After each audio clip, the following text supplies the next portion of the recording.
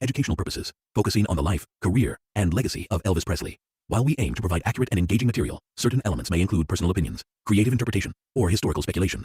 This channel is not affiliated with, endorsed by, or connected to Elvis Presley Enterprises, Graceland, or any official estate representatives. All images, audio, video, and references are used under fair use for commentary, research, and educational discussion. Viewers are encouraged to verify historical details through official sources. The creators of this channel make no claims of ownership over copyrighted material and assume no liability for how the content is interpreted or used. By watching, you agree to these terms and acknowledge the content is provided for entertainment only. I think that might sum it all up for disclaimers. How's everybody doing? Let me get that lens there.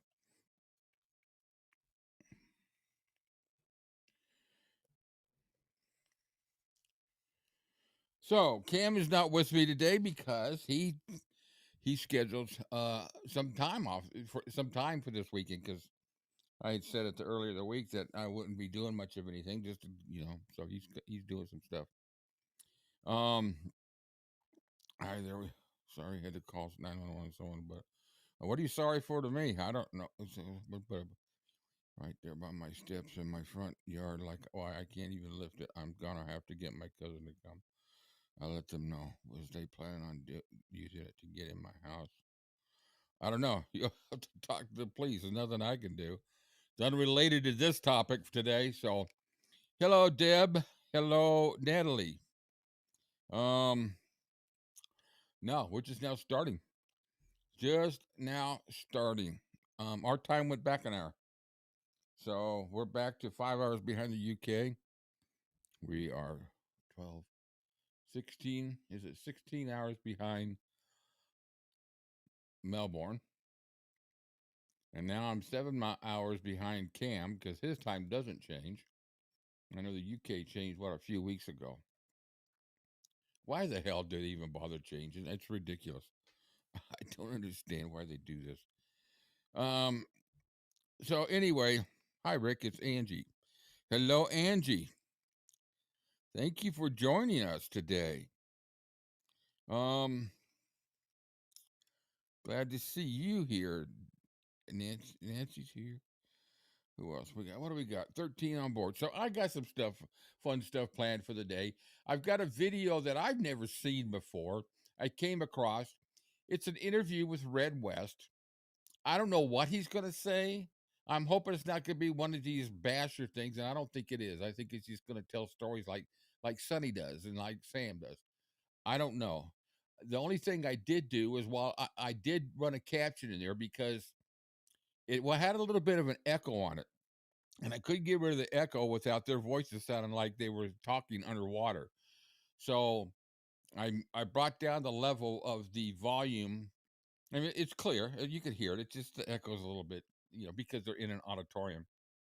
And I put the caption below, and I didn't spell check anything, so excuse me if some of the words don't come out. It's about an hour long, and I'm really curious to see what Red has to say. This was done in 1999, and in a place called Maplethorpe over in the UK.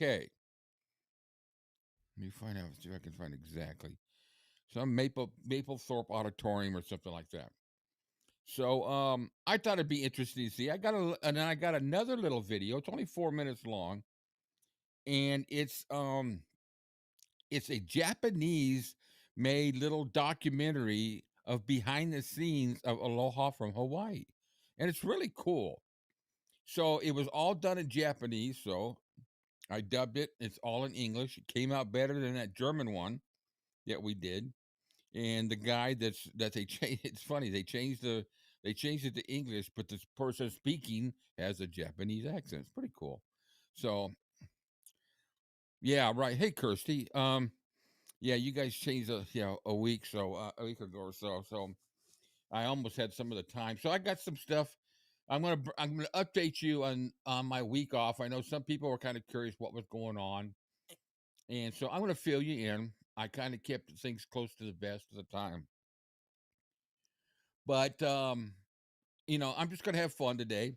And if you noticed on the thumbnail, it says Scooby Doo, where are you? And he's out having fun.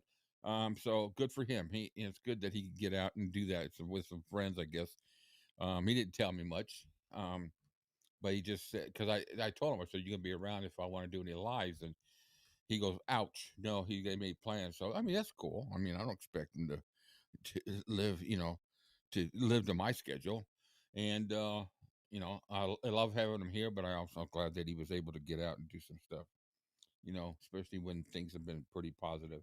He did get his washing machine installed. He's been using it, so when he's back on live with us, he's got some pictures to share with everybody that you guys obviously got for him through the donations. So he's just psyched about that. He's just so psyched that he doesn't have to sit there and wring out clothes and hang them out. I can imagine. I just can't imagine having to do. I did that when I first got out of school, but I first got married. But anyway, enough of that. Oh, and no porn music. It has no music to it either, so that's pretty cool. So that's a good thing. That's a good point. I always wind up. I've been really trying to edit them more. Some of them are just crap out there, and I've been getting rid of those. And one of these days, I found a bunch of really cool videos from the Gates of Graceland with 𝐰𝐞𝐥𝐬𝐬𝐲 and Tom Brown, and some nice interviews, and kind of just it's really cool. There's really cool videos. So um, I'm going to do that like on a watch party one day, and then we're going to kind of pick it up a little bit on the Bender book. We're going to take up. We're going to pick up where we left off and move forward. Hey, Banjo Paul. And it's going to get a little more into the recording session. I'm going to share some of the pictures and not spend a whole lot of time on that. I don't know how long we'll go today, but just a recap. So here's the situation. I know a few people had questions, and I got so many. Hope you're well, and it's so much appreciated. So what happened is I take a prescription called gabapentin. I pretty much have probably heard of it, and it's used for neuropathy, and mostly mostly diabetics have an issue, but I'm not diabetic. My problem is more just with the way I sit, and then because when I sit up, I tuck my legs up underneath me, and they go numb after a while, and then I have weather causes neuropathy. Just typical old people shit. So anyway, what happened is last Friday. Sorry, I hit that by mistake. But last Friday, my prescription was automatically supposed to be refilled, and my wife goes by to stop by and pick it up after she gets off work at like 11 or 12 o'clock at night at CVS. Well, I got a notice from CVS that says we're out of stock. Well, I had enough for Saturday, and I was hoping they were going to get it all done. But of course, when you run into a weekend, guess what doesn't happen? You don't get things restocked. So anyway, I thought, oh my god. Well, my wife had a couple of pain pills I could take, which I really don't like taking pain pills. But anyway, what happened is nothing was helping. And Monday, for those of you who were with me on Monday when I was doing the Donna Presley thing and my my Monday watch, I kept hitting the mute button. Well, I was in a lot of pain during that thing, and I was just like to the point where I needed to really end it because I was hurting really bad, and they still hadn't had my prescription filled. So what I did is I just said, I can't do any more of anything. I can't do the Zooms or anything until I get this resolved. So fortunately, the next day they had the prescription filled. Tuesday, and I took the prescription. Wednesday was better. Thursday was better, and since Friday, I've been pretty much pain free. So I thought I'd get back to it. So that was the situation. I had to go into the hospital for a test and to check. And I only told one or two people that I had gone in. I didn't even tell Cam because Cam worries about me, but now I could tell Cam because I'm fine. But I had to go in for for them to monitor and to make sure that I had the right prescription and I wasn't having any issues. And then through this whole thing too, I was able to get me a THC card, so I'm really happy about that. So I can get me some gummies when I need it. When I need it. I'm not a user, but I use it when I need it. That's the story. That's what happened. Nothing drastic. Just I couldn't go through the pain We were going to start the Zoom with the 68 special, and there was just no way I was going to be able to sit there and enjoy watching it. Now, yesterday or whatever day it was we did Tickle Me, I had a blast. It was we had a fun time. It was really cool. Yeah, it was yesterday. So I'm going to update you on the schedule for the 68 special. And what else we got going? We got some Zoom. I did the 10 o'clock Blue Moon live request last night, and I did it on Gospel this morning. I had a lot of fun. So hopefully you guys can start joining in with us, because we have a great chat going on and great requests and great music, and just nothing like listening. Now, what I'm doing is I'm recording these sessions, these live sessions. I'm going to run them for replay, and I'm going to let everybody know when they're being replayed on the live shows. So I think it might have been Tracy that asked about that. So let me see. Let me catch up with the comments before I move on to some cool trivia. I really got some cool trivia. All right, where am I at? Patty says she'll be here a little bit late. Nancy, 911, take care of that. Be safe, please. Nope, you weren't late. Yeah, I called them. They're gonna call me tonight. Okay, cool. Angie's good. Thank you, Angie, for joining us. Scooby Doo is taking a vacation. That is correct. Scooby Dooby Doo, where are you? I should have put that song on for him. You're gonna notice I do have Scooby Doo in his place. It's 11 a.m. in Arizona right now. Yeah, you're. Wait a minute. I thought Arizona was 3 hours behind us. Did you not change your time? Hmm. I don't know, because it gets dark, I think. Okay. Teresa, hello.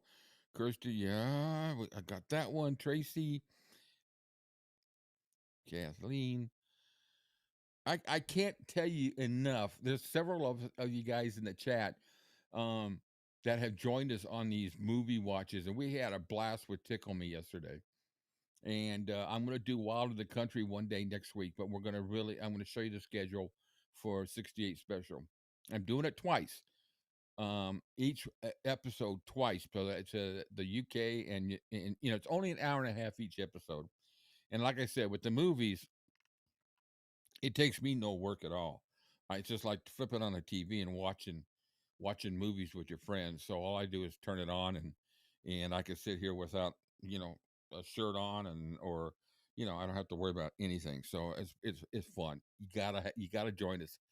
If you need the links in the Discord. I put the link in the Discord. I put the link in WhatsApp, and I put it on the Facebook group. I don't put it in the public forum. And if you want the link, email me or join Discord. Discord's a very safe environment. It's my server, and only the people that I allow to come in there are in there. It's not out like Facebook. It's our group. It's our community. We got some great people in there. Cup of tea for me, please, if that's okay. Hope you're all okay. Hey, Rickster. Yes, Rickster is good. Kyle has now decided that I am DJ Ricky Rick.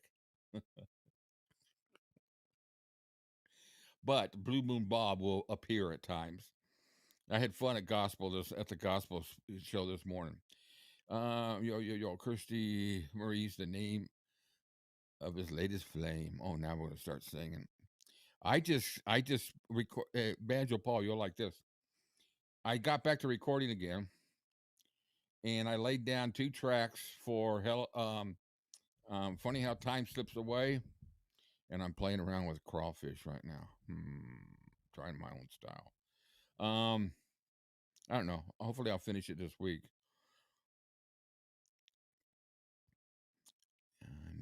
Hello, Sally. I've enjoyed your comments on the short videos. Really enjoyed what. Yeah, it was. Yeah, we had fun. Hello, Lori. We got wow, look at that. We got 20 people.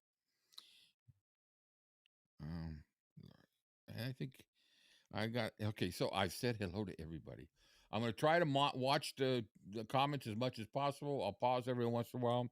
Now, the first thing I want to do is Well, I want to do some trivia. I'm going to kind of flow fast here because I do have a lot of things I want to do. I just want to have fun, but I want to enjoy the trivia. So we're going to do the originals again, and I'm going to do the first line from a movie. What movie is it?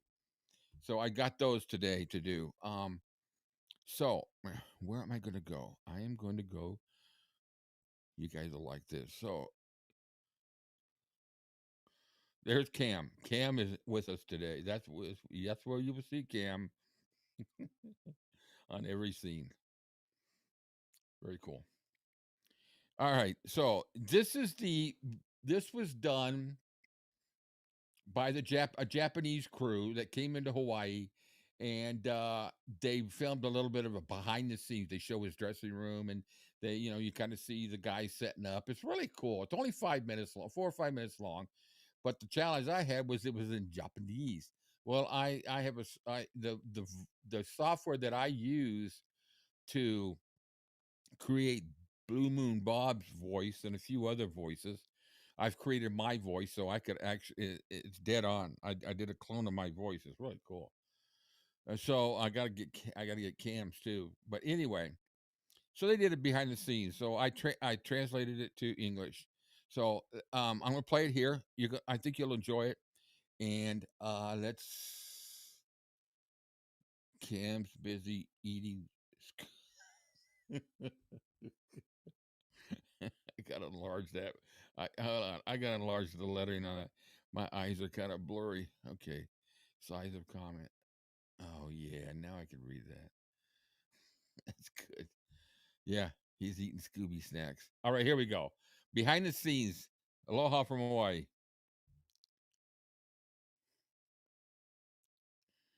No volume at the beginning, so yeah, that's Cam's smile, and it kind of looks like Cam in the eyes and the.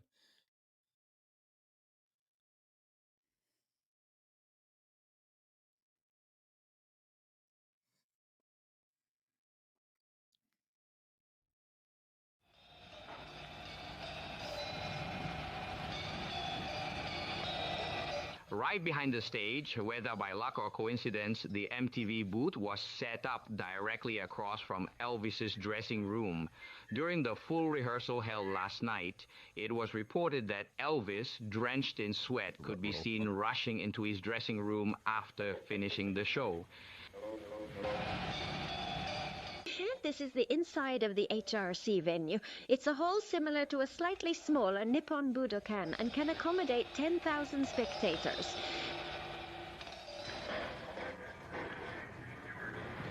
A large number of staff are divided into various departments and are busy with preparations. The stage juts out prominently into the audience with 6 television cameras set up, along with dazzling lighting and a large reflector being used as a new experiment.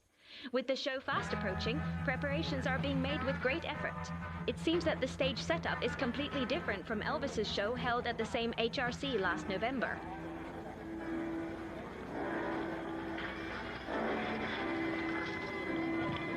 Hence, the orchestra members and chorus members supporting Elvis are also repeatedly conducting thorough rehearsals. Everything is progressing towards the opening of the show on the night of the 14th. Give me the small band red. Ronnie.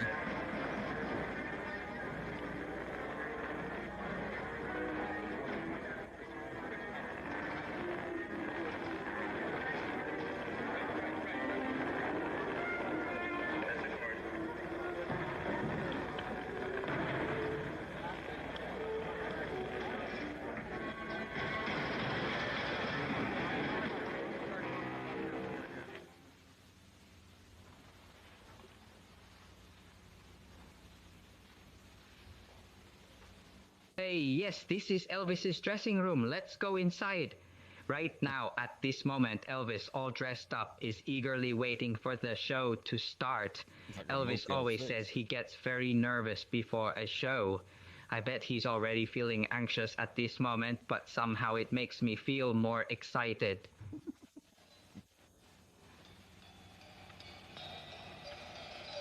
Yes, Elvis leaves the dressing room. He rushes through the narrow backstage and leaps onto the stage from the stairs.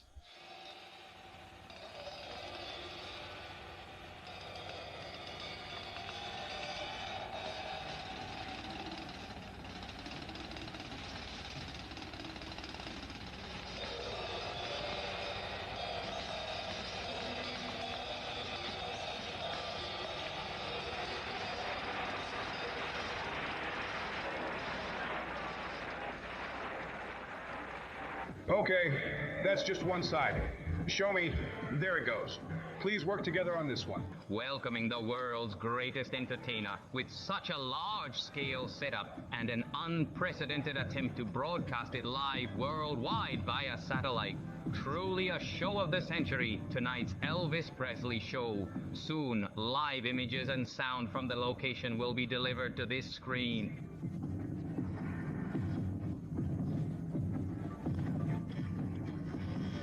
Okay. I thought that was kind of cool. For the longest time, I couldn't figure out how I'm going to get it into English, but I think I did. Okay, get rid of that. All right, so I hope you enjoyed that. That was just kind of cool to see it was kind of cool for them to show you the pathway for Elvis. So he really wasn't that far from his dressing room. Just shoot right around. But boy, that dressing room sure wasn't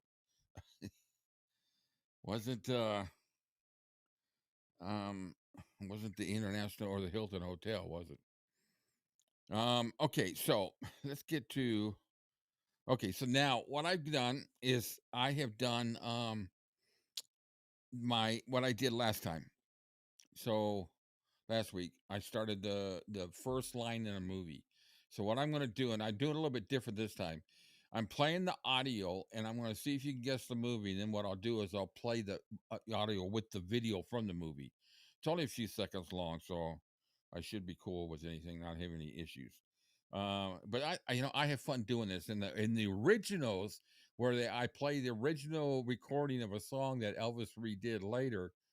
There's only one of them I think you guys will get right off the bat. The other ones are like you're gonna just like, whoa, what a huge difference. But the thing about it, why I do this too, is it just really impresses on people how much of a producer and how creative he was, and that these people that wrote these songs must have really appreciated, if he recorded these songs after they'd recorded them, and then he went out and took them and just, you know, blew the roof off with them a lot of times. All right, so here we go. This is the first line from a movie. It's not singing, it's his very first words in the movie. Yeah, it looks like I've been stood up. Is it always this busy? Any guesses?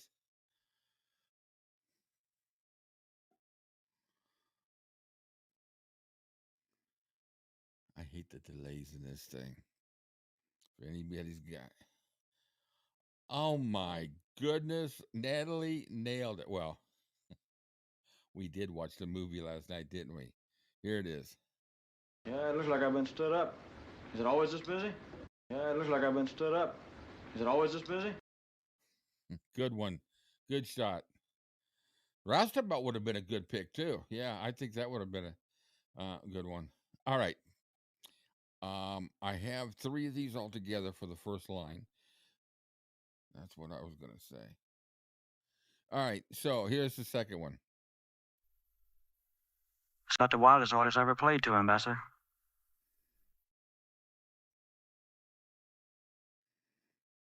It's about the wildest it's about the wildest audience I've ever played before. Here we go again. It's about the wildest artist I ever played to, Ambassador. What? It's about the wildest audience I've ever played in front of or before. I'll do it again. It's about the wildest artist I ever played to, Ambassador. Or played to. Not loving you. You're going to be a little surprised. I'll give it about 10 more seconds, 15 more seconds to guess this. I don't want to hang too long on these.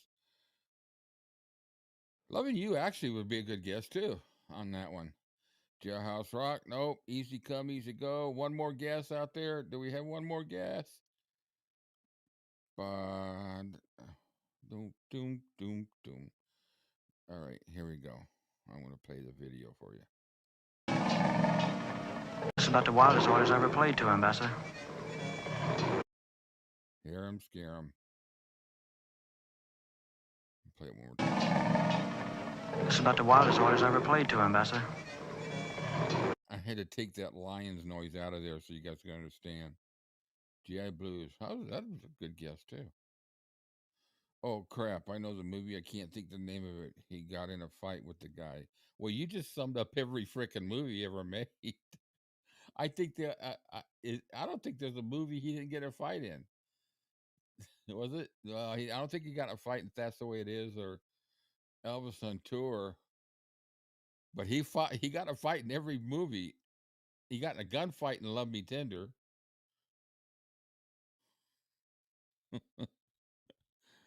I'm sorry. I didn't mean to.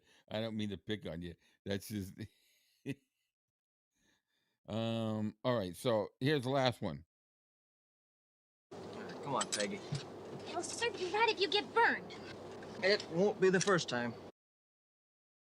Oh, you guys are gonna get that one. I forgot he said the name of the person. Here we go again. Come on, Peggy. It'll serve you right if you get burned. It won't be the first time.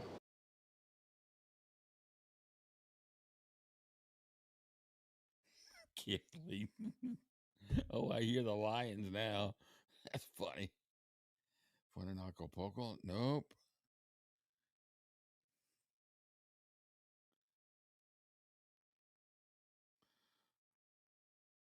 Oh shit. It was the movie last week. No, it wasn't.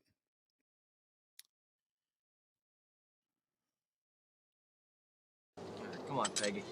It'll serve you right if you get burned. It won't be the first time.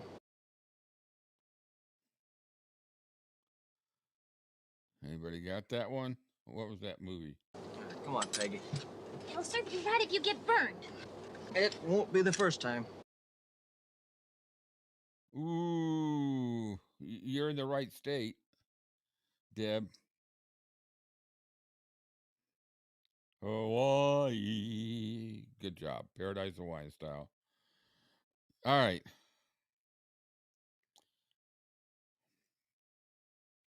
Why do I have those all out of order? How did those get out of order? 7, 8, 9. Oh, no, they're not out of order. Okay, so. Oh, I poop at this. Okay. A minute ago you said shit. Now you say poop. All right, you guys, I'm having fun today. So I can't tell you how much I missed just doing this. It just, I live for it, and I miss Cam. I definitely miss Cam. All right, so I got to time this right because I'm going to give you the first 6 seconds. I heard Peggy thought it was. Oh, you know what? That's a good point. Let me hear that again. Come on, Peggy. It'll serve you right if you get burned. It won't be the first time. Yeah. We got the only difference is that I don't think he met her until a little bit into the movie, because these are the very first lines. But that's a good get. Yeah, that's right. He had her name was Peggy, wasn't it? Forgot about that. All right, so I'm going to play 6 seconds of this song, and I'm going to stop it, and then you see if you can guess what the song is.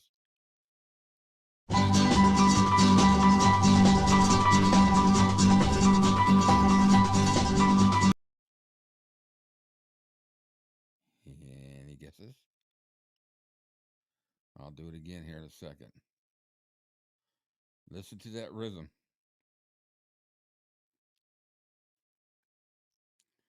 Some of these might be, you guys might not like these because some of them are really hard, and we're just like, but some of you last week you guys got, did a good job at guessing. It does have an Acapulco sound to it, but nope, it's not Acapulco. Guadalajara. It could be a lot of songs. There's a lot of songs in G.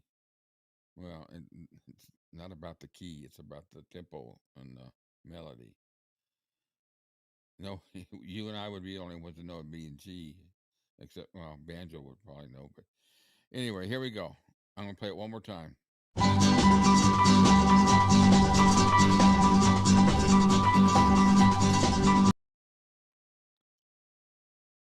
All right, I'm going to go to the center of it and play it because I don't want to, I'm not going to, it's a little bit of a lead. So, oh, here we go. Bright light city, gonna set my soul, gonna set my soul on fire.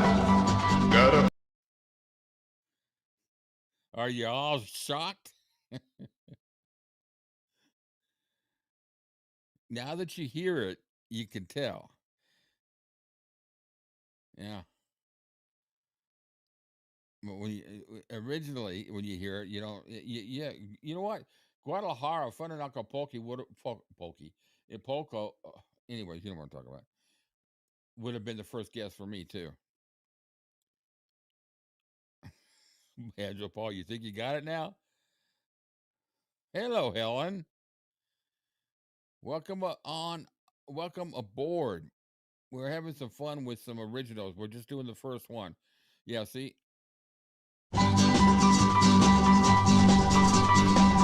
Yeah, it's got that little bit of a rhythm. All right, so that's that one. Now, here we go. I'm going to play 8 seconds of this one. No, 9 seconds of this one. No, it was that was the original, that was the demo version.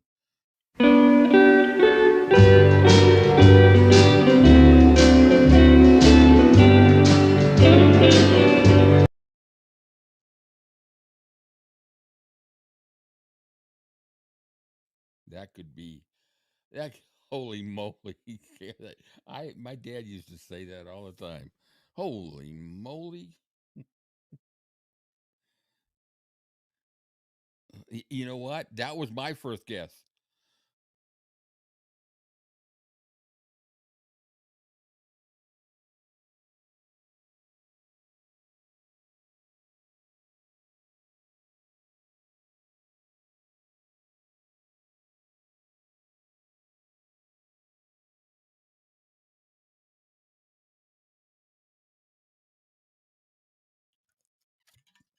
Yeah, I know. I muted myself. What an idiot I am. All right, so here we go. I'm going to play it again. You're going to be a little shocked.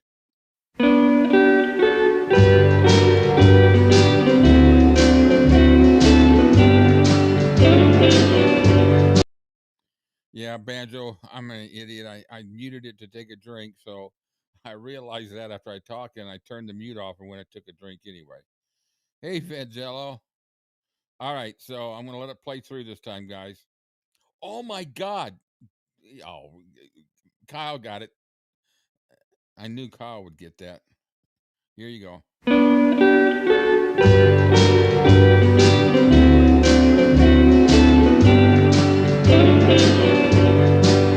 There's a long line of mourners driving down our. Their fancy cars are such a big difference, huh? Huge difference on that one. All right, here we go. Here's the next one.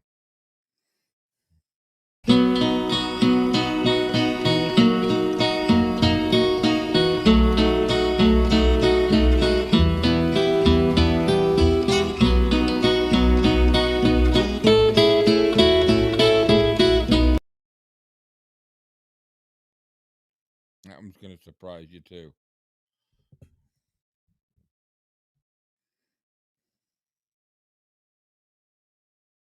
Good one. Dylan got it.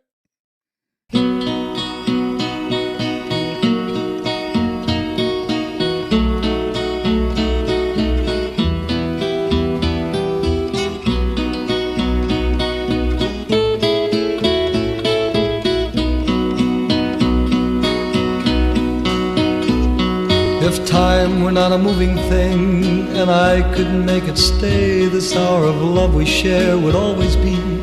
There'd be no coming day to Time were not a moving thing, and I could make it stay. This hour of love we share. Cool. That was Jimmy Rogers that did that. All right, here we go. I got 2 more to go. The last one you guys are probably going to get pretty quick. So, all right. I got 5 seconds of this one. So.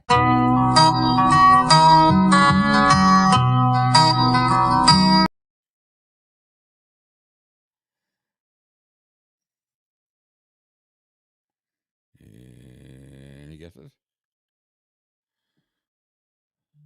Oh, man, I haven't heard that name in a long time. David Soul.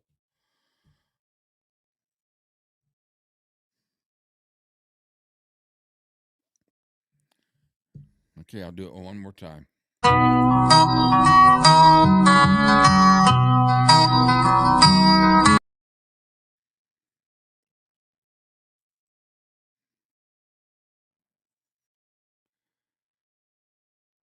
All right, I'm gonna play it right on too.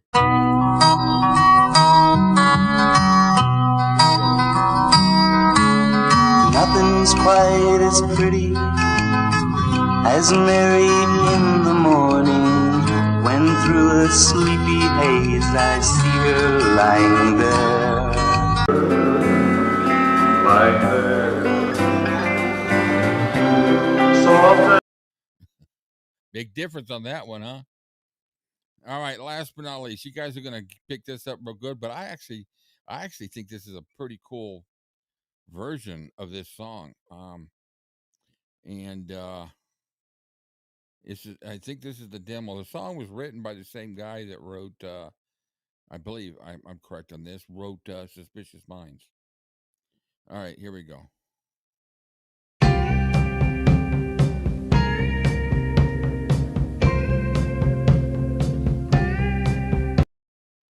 Okay, guys, you guys are going to get this one. Let's see who gets it first.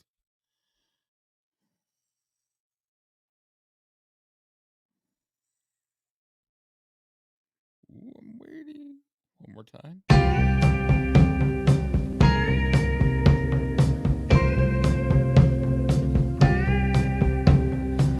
Ooh, that was a good guess. High heel sneakers.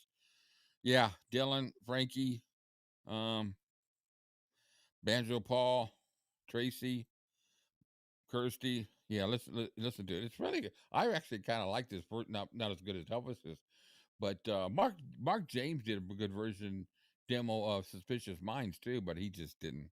It just didn't take off.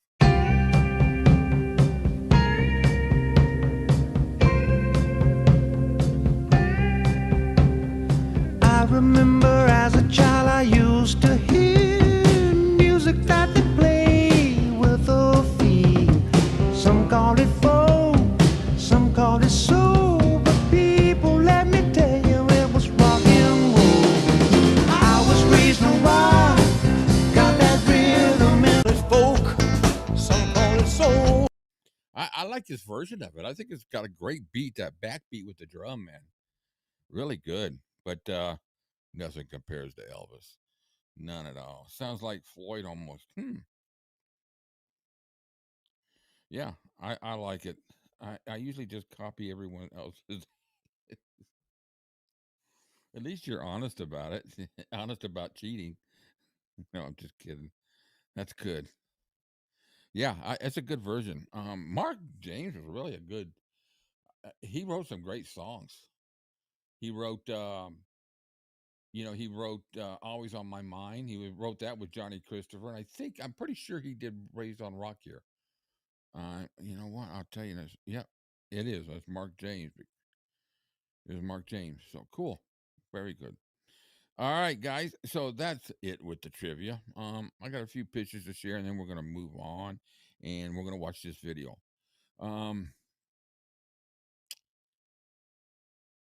So on Blue Moon Radio this week, Kyle has got he's going to be on Blue Moon Live, or I don't know if it's live or if it's just a event, but he's going to be doing the California 74 shows on Blue Moon Radio.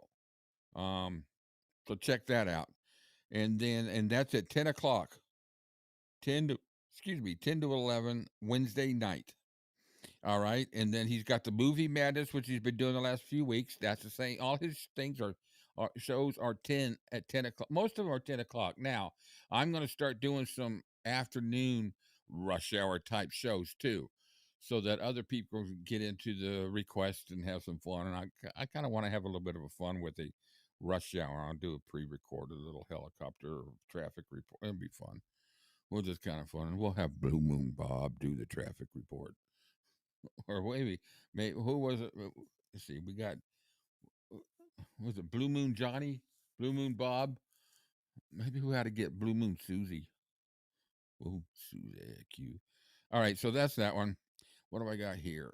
All right, I found this picture. I've never seen this picture before, and Kirsty could tell me whether it's real, but I'm pretty damn sure this is real. I love this picture. It's just, I don't know why I love it, but I love it. It's almost like he turned and the camera was there, and they snapped it real quick. You know, they like, said, "Hey, Elvis," and he turned around and snapped it.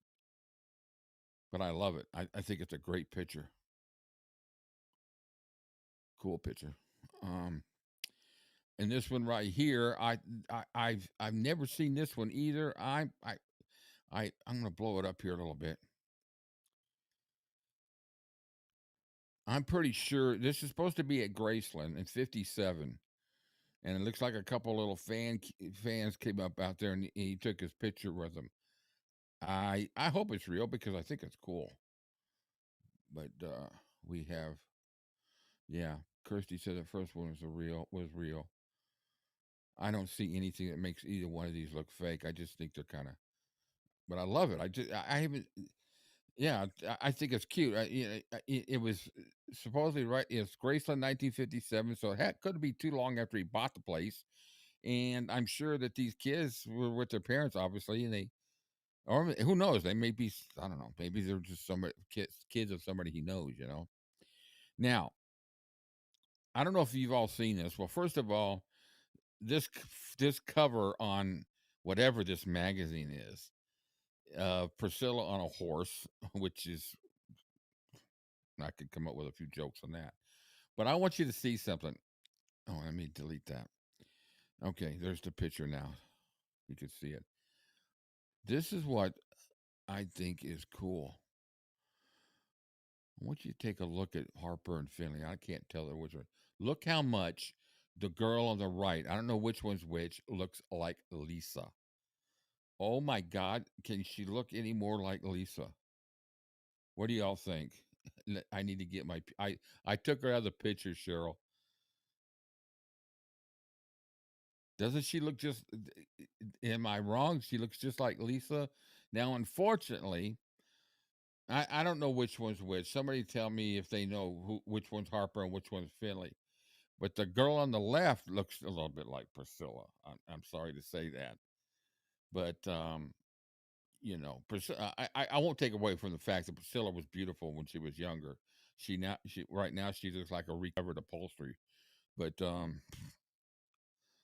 I would swear that was Lisa on the right. Dead ringer. Okay, and then I found this video of the shoot. Harper so it is Harper on the left. Finley looks like Lisa. Yeah, Prissy. Okay. All right. So let me find. Okay. Did I lose the video? Oh, it's on.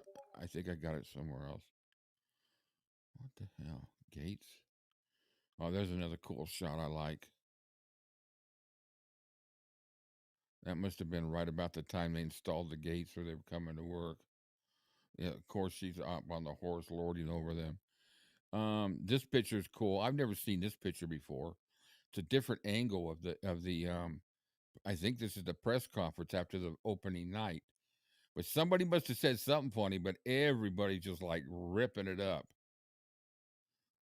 Oh my God, aren't you right, 𝐫𝐞𝐥𝐜? Thank God they don't look like Michael Lockwood.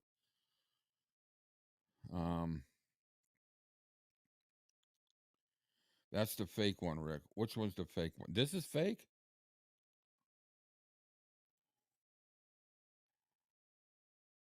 Are you talking about this one of the 60 F69 is fake?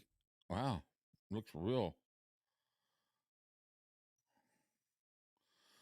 Damn. I got suckered on that one.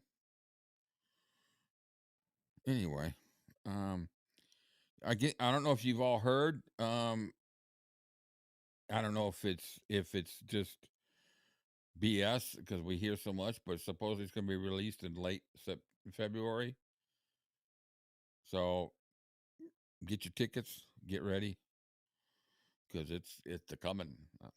I don't know when. I hope it gets to streaming fast because I can't wait. Okay, thanks, Kirsty. Yeah. Oh, let me see. Did you already do that?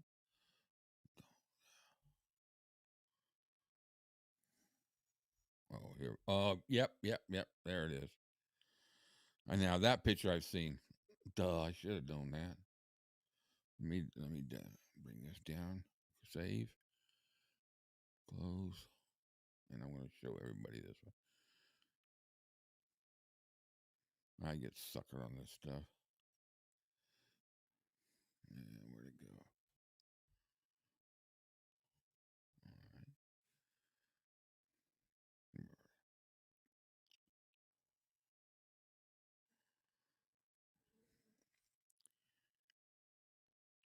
Here's the real one. Yeah. I see that now. And here's the one I showed. It's not a bad fake. At least they used the real guys, you know.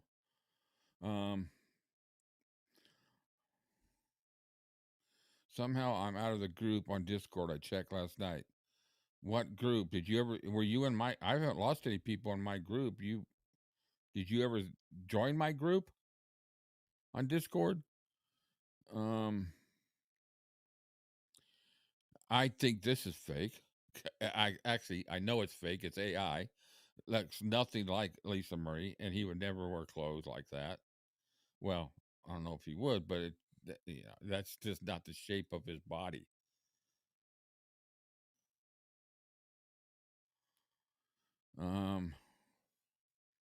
Love that suit.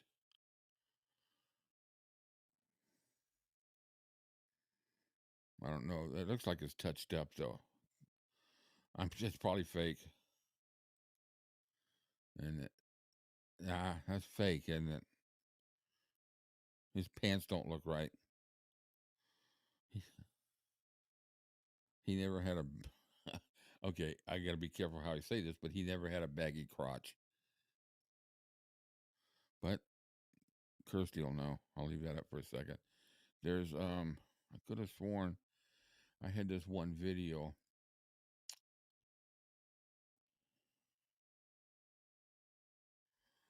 I'll put it up again.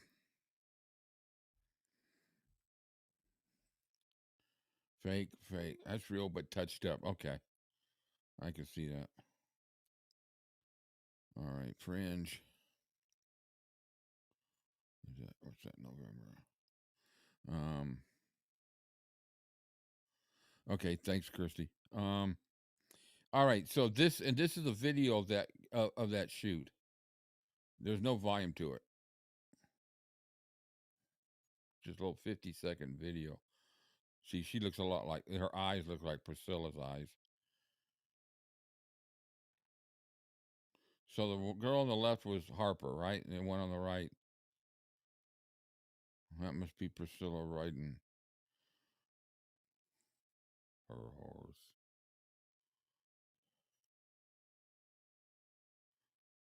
That's my question, Cheryl. Why do the people fuck around? See, she looks so much like Lisa Marie. It's unbelievable. She's got the Lisa Marie's nose, though. Yeah, you know what? I tell you what, Riley looks a lot like Elvis, like her grandfather. Okay, so anyway, I don't know if anybody's seen that, but I thought it was kind of cool. You didn't see a whole. It was mainly as girls, you know. So I wanted to share that with you guys. Um, all right. So my radio show that I have on a regular schedule is Fridays at 10. Request. I play from 10 to probably 11:30 usually, and I take requests. And I was unstumped until last night. Kyle stumped me, but we had fun. We had a great, it was a lot of fun. So I appreciate everybody joining us. I'm trying to keep up with the comments here. I thought the dark-haired twin looks more like Gladys. Yeah, I think so too. The one other picture, there's one picture I saw that she looked a lot like Gladys. Her eyes, she had almost looked like she had the dark eyes. Really cool. Let's see. That's the radio show this week on Blue Moon Radio. Just most of our live events are 10 o'clock at night, and I'm going to start doing some more afternoon shows. I'm going to show you the Zoom movies for this week.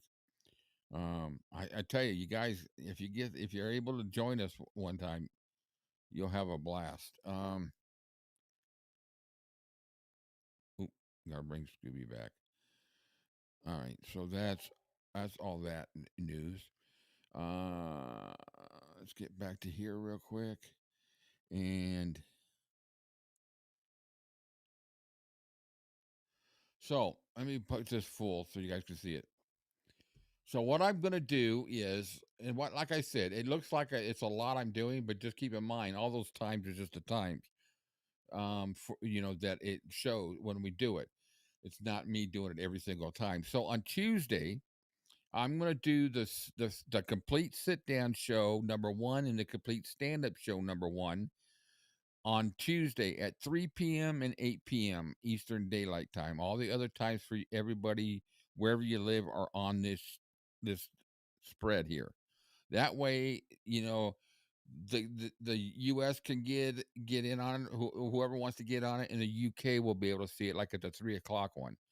It's an hour and a half of video, just to let you know. And then we usually hang around, chat. So I think Friday night, I think we hung around for an hour and chatted afterwards. But you guys don't have to do that. And then the next day, Wednesday, I'm going to do the same thing, but for sit downs 2 and sit down and stand up shows number 2. Complete, uncut. You get the clapboards, everything. And then next week I'll bring in the outtakes from all the different stuff, like the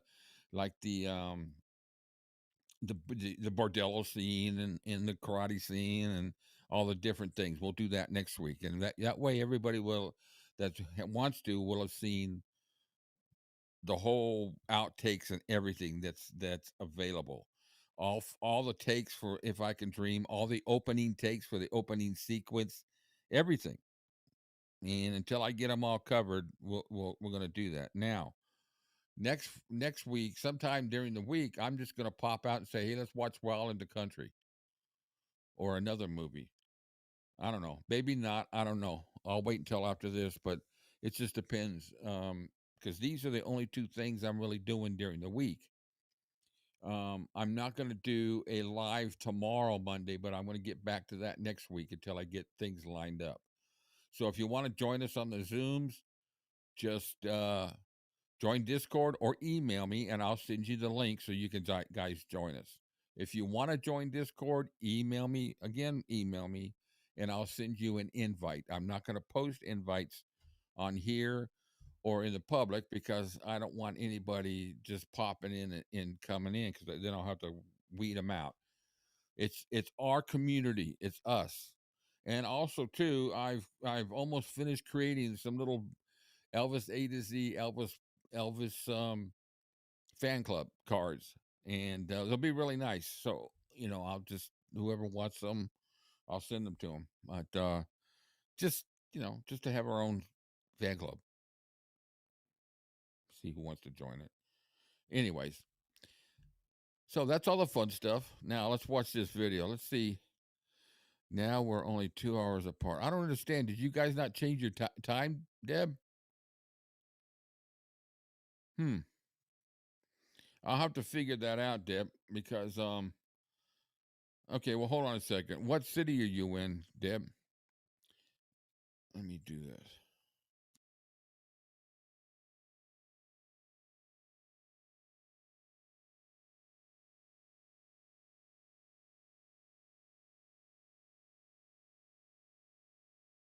Yeah, you're 2 hours behind us. I just checked with Alexa. That's strange. Okay, I'll have to remember that. Are you going to ever change your time? I'll find out.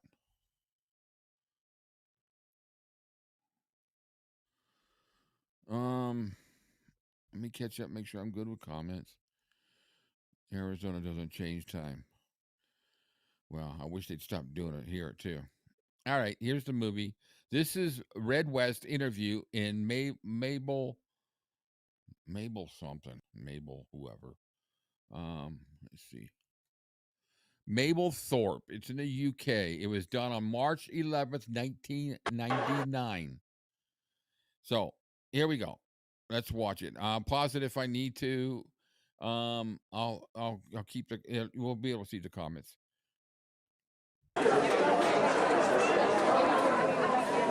One of the things that I will explain to you is whenever we have guests from the United States, it's not always easy for them to understand you, and it's not always easy for you to understand them, so it would help if you can be as quiet as you can, so that people asking questions and Red answering the questions is coherent to everybody that's here.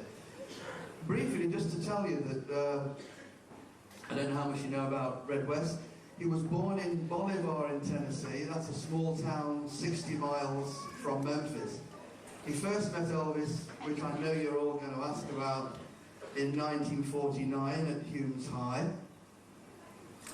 After high school graduation, Red went to Jones Junior College on a football scholarship.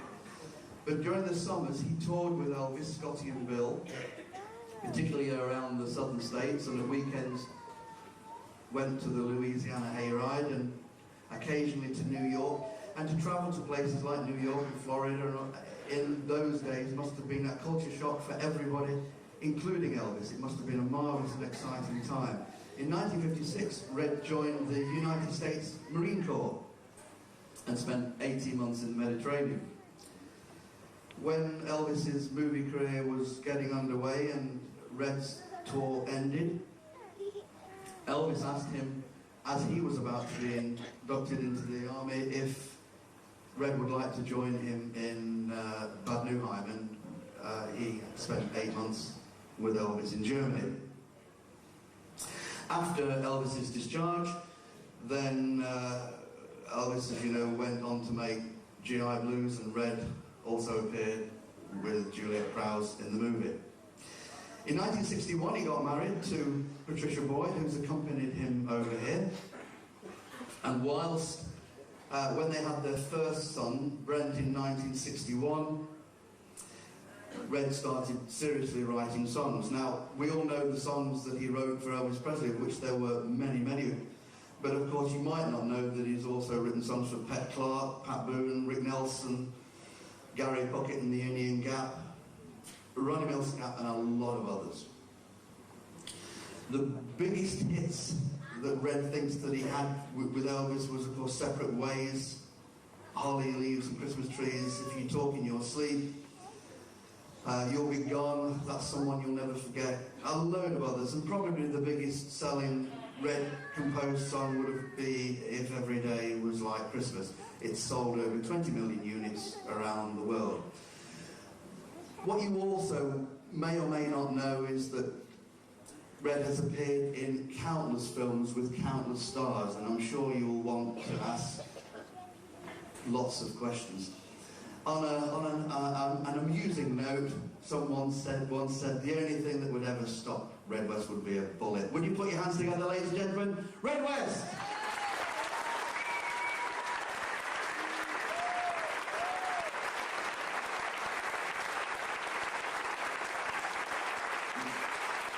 Welcome. Glad to be here. One of Elvis's years was to do a European tour and to come to England. The closest he got to it was when we were in Germany. Bill Haley was appearing at some auditorium there in Frankfurt, and we went over and were standing backstage. Bill Haley was singing Rock Around the Clock. Elvis just peeked around the curtain for a moment, and the whole audience emptied right by Bill Haley and chased us out the side door. And that's the closest he ever came to appearing in Europe. But he always wanted to come here. Many of his fans from England came to Las Vegas. He would talk to them, and that was one of the things that the biggest mistakes ever made was Elvis not coming here so that you could see him and he could see how much you loved him. Ray, would you mind if we sat down, because I'm getting old? I've never seen this interview before, so I'm not for sure, Tracy. I never heard that story. Well, I'm already old. So. We've had a lot of questions put towards Red, but we're going to go through piecemeal by piecemeal, and there will be a time at the end of the questions that have been handwritten in for you to ask other ones. But let's go back to the early days. It's said, as legend has it, that you rescued Elvis from being beaten up at 𝐫𝐞𝐥𝐬𝐬 when a group of boys wanted to cut his hair. What's the real story, and was that? That is the real story. The story is Elvis was always different.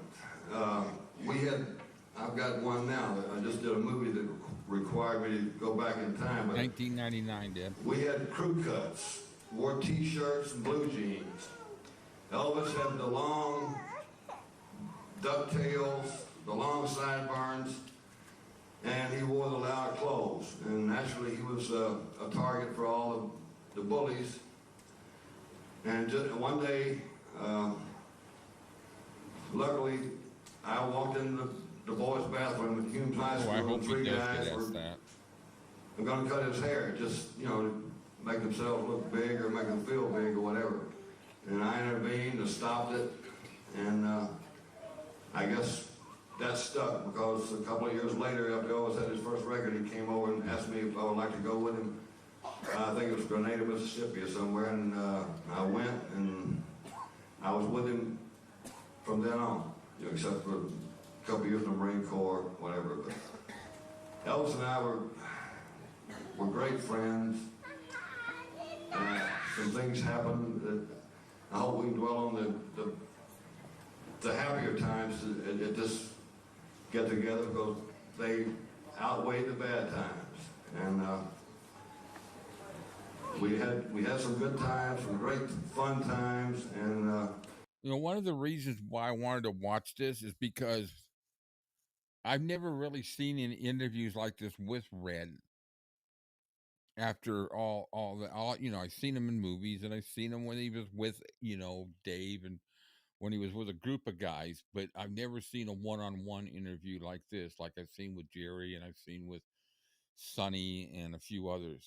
And so this is going to be kind of curious to me to watch his body language and to hear, if they're going to allow the audience to not have pre-screened questions. So that's why I'm interested in this. I don't know. I know some of you say you've seen it before, but he does. I saw one when I was doing the captioning. I don't know why he would light up a cigarette in the middle of an interview, but I guess he does. In my opinion, there's nobody that will ever compare to Elvis. He was my good friend, and I'll always remember him as that. Yeah, you're right. It must be very difficult to walk in the shadow of someone that is so loved, so adored, so worshipped. Was there ever a time when you felt, I wish that could have been me? Or were you happy to be in the shadows, so to speak? Anybody that I've heard people say, well, I wouldn't trade places with him for the world. Bull. Anybody would, what he had, the adoration and the money. That's what life is about. I imagine everybody here would like to reach that plateau or that have what he had, and to say no, I wouldn't trade places with him. That's a hard statement to make because he had it all, except he didn't have the privacy that he should have had. That's the main thing that happened to Elvis. He was a prisoner of his own, career. Was being a prisoner sort of counteractive to what Elvis could have actually done? Do you think he was too frightened, or was it instilled in him to be so protected and protective that he dare not go out into the general public? Well, no, he tried it. Even in Las Vegas, where people like Frank Sinatra, many of the stars, Sammy Davis, they could go out and pretty well mingle. They could go down if they wanted to gamble or whatever. People didn't bother too much. But Elvis tried it once, and the whole, like this casino, and he's here, everybody stopped playing and came around just to watch and see what he was doing. And he could not get out and do what most people do. And everything had to be at night, and still, I mean, he would rent movies at night because he couldn't go to a regular movie. But still, the gate was always crowded with fans, and they would follow, and they would be at the movie when it was over. It was constant. We were always trying to find different ways to go places, but he didn't want to hurt anybody's feelings, but he did wish he had a little more privacy. Always, because you never knew, even back in the early days, we had our problems. Later on, it got to be a real problem because the threat became bigger. Well, you know what happened to John Lennon. Well, this could have happened to Elvis much earlier. In fact, there were threats. We tried to keep it under wraps because there are people out there that copycats that will do it. But we were getting threats in the later years. We didn't. We took them all seriously. Everybody was on edge. In fact, one night in Las Vegas, we got one before he went on stage, and even the management said, "You don't have to go on stage tonight because this looks real." He said, "Well, I'm not going to stop a show because of some so-and-so, making a threat." But the lights were up in the audience more. The curtains were closer. My cousin Sonny and I were a lot closer. And that was one of the strangest feelings I've ever had, because when the curtain, when he did his last song, he went down into a very low karate stance to make a small target. And Sonny and I come rushing out and stood in front of him, and we're standing there waiting for whatever was coming. It was a strange feeling, but that's what we were going through toward the end. So a lot of things were happening that people don't know about. Were you frightened? Were you frightened? Yes.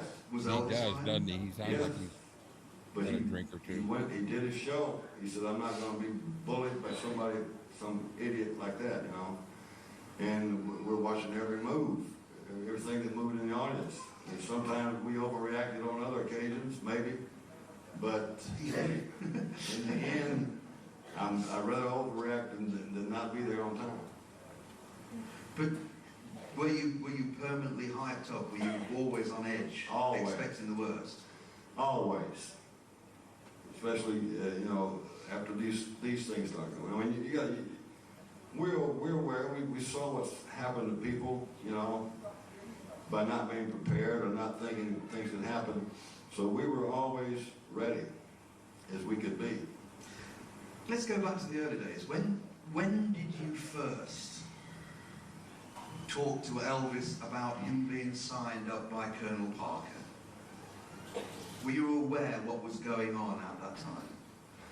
No, not really. No, I had nothing to do with, I was just along, I was having a good time, and I saw that the Colonel had a lot more influence and a lot more experience in that field and the people who handled Elvis before. That was a good movie, So Roadhouse. things immediately started, you know, immediately he went to RCA.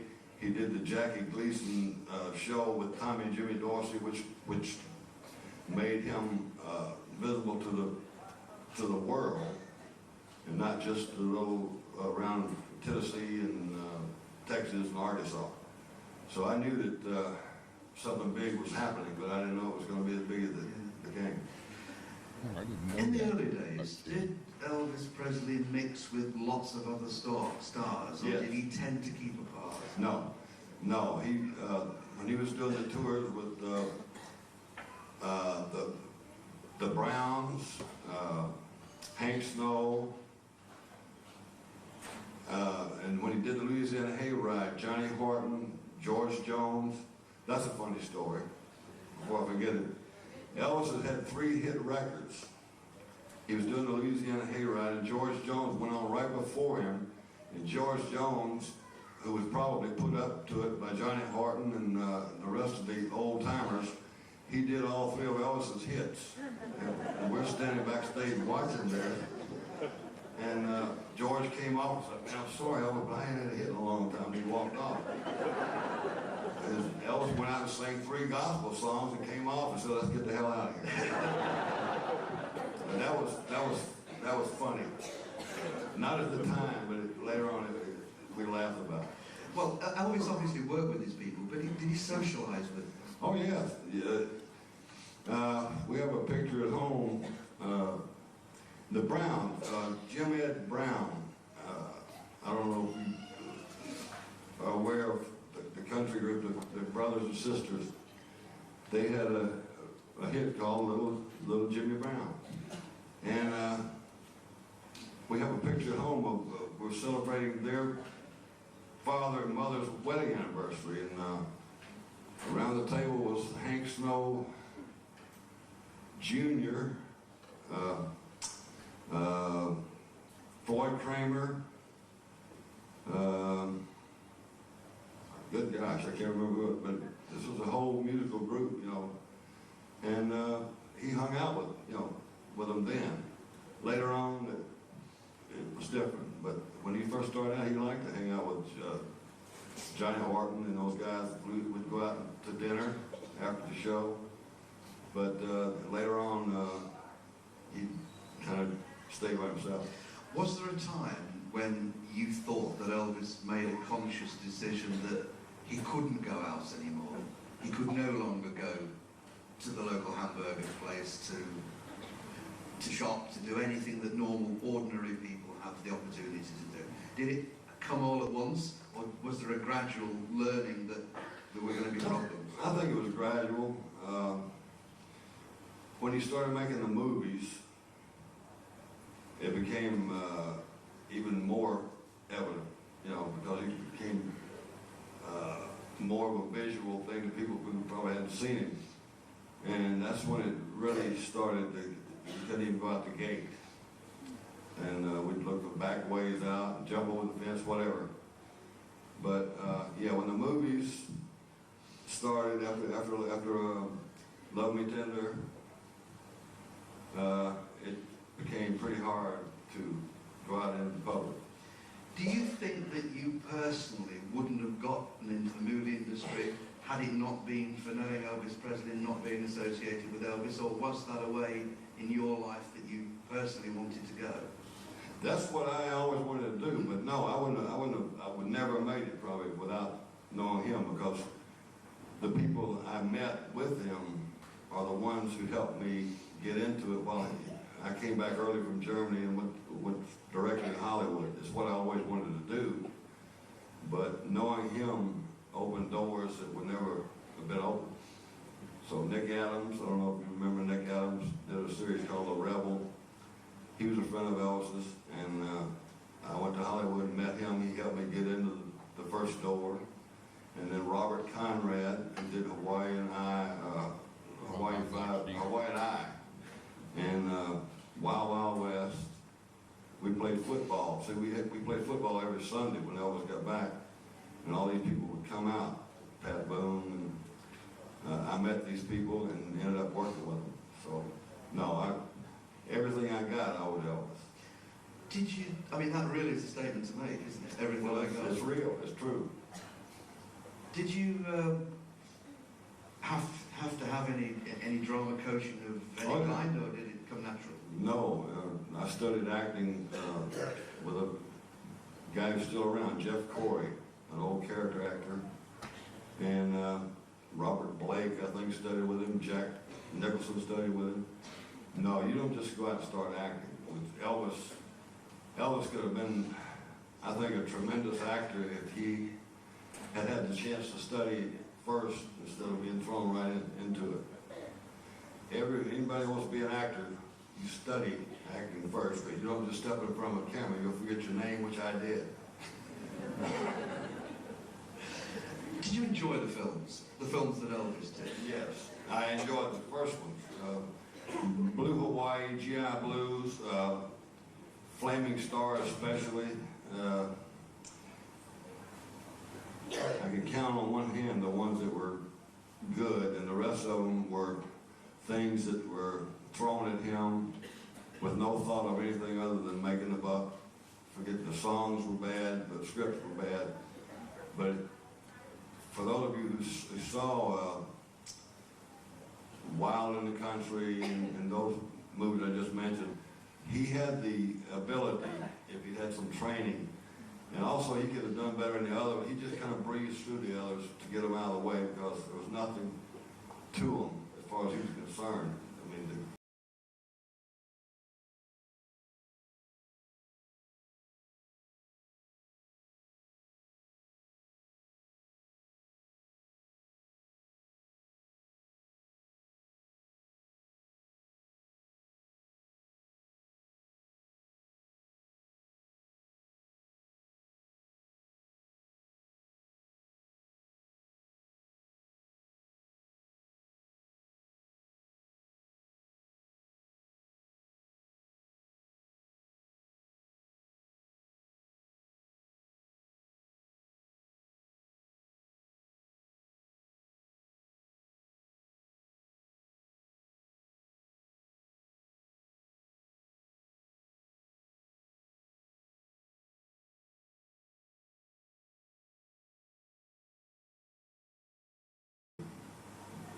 Wild in the Country was one of the best. I'm such a dumbass. Okay, let me repeat that. So, what I'm liking about this interview is that, some of you are saying, there's a humbleness about him. He's not sitting there saying, "Well, I did this, I did that." Joe Esposito was one of the ones saying, "Well, yeah, if somebody would say something, he'd say, yeah, but well, I did this and I did that." And I like the humbleness that Red is showing here, and he's not laying claim to what he did for Elvis. And when you think about it, all the songs that he wrote, he was a great songwriter. He really did write a lot of great songs.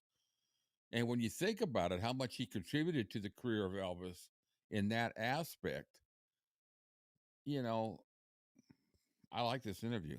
I'm appreciating that. Acting, without doubt, he ever did, and the one in New Orleans, King Creole, yeah, those were two. As far when King Creole was written for James Dean, and they changed the name, and of course James Dean was killed, and Elvis got the part. But that was hey, Patty, a heavy.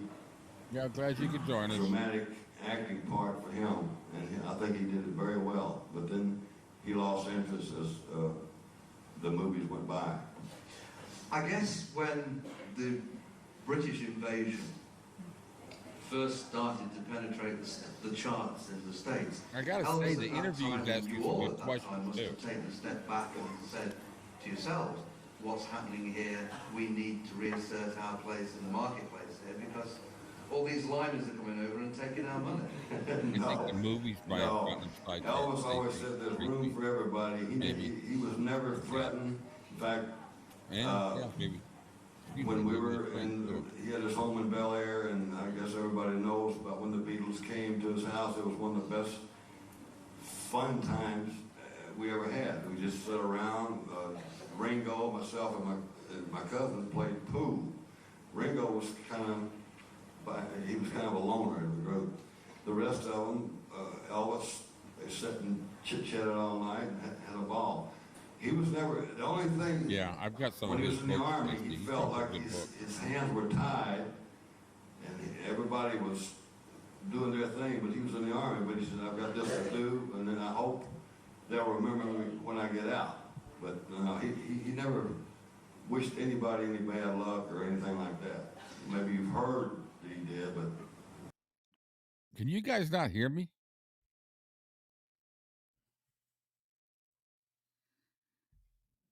Someone keeps saying they can't hear me.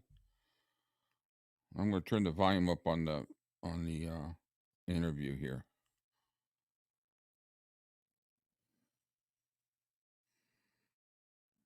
Don't believe it. I guess when Elvis was in the movie studios, your duties of being a protector, looking over your shoulder, were less of a problem that they became to become once Elvis went back into live entertainment.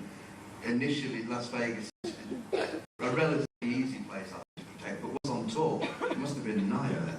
Yeah, the tours and the personal appearances is where we were on guard. In the movies, no, we were doing the movies with him. I was in every fight scene, either doubling him or fighting with him or doubling somebody. Yeah, we saw him got his butt kicked and tickled me last night. And that was fun. You know, we didn't worry about anything then. Maybe to and from the studio, but not too much. But we were all involved in the movies and having a ball with them. But I guess whilst you're in Greater Los Angeles and driving around Beverly Hills and so forth, it's not that unusual even these days to see famous people driving back in limousines. So the fact that Elvis Presley was driving in Bel Air really would have made that much difference. Well, that is Todd Slaughter? I didn't realize that was Todd. To people, or would it, or did it? No. Although there was always, like I said, there's always somebody that was at the gate all night waiting for him to come out. They would jump in their car and follow us. But that was just people who just loved him, and there's no real problem there. No. Did you get up to anything that you don't want to talk about? Yeah. Did you have a secret thing that you all would go and do which nobody really knew you were doing? And I'm not talking about the other thing, I'm talking about the normal other thing. How did you escape from it all, basically? We just don't talk about it.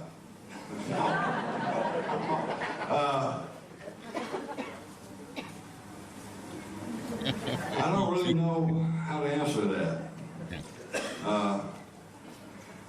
Well, he did have a crap table in his house that people weren't supposed to know about, that we shot craps and gambled a little bit. No, there was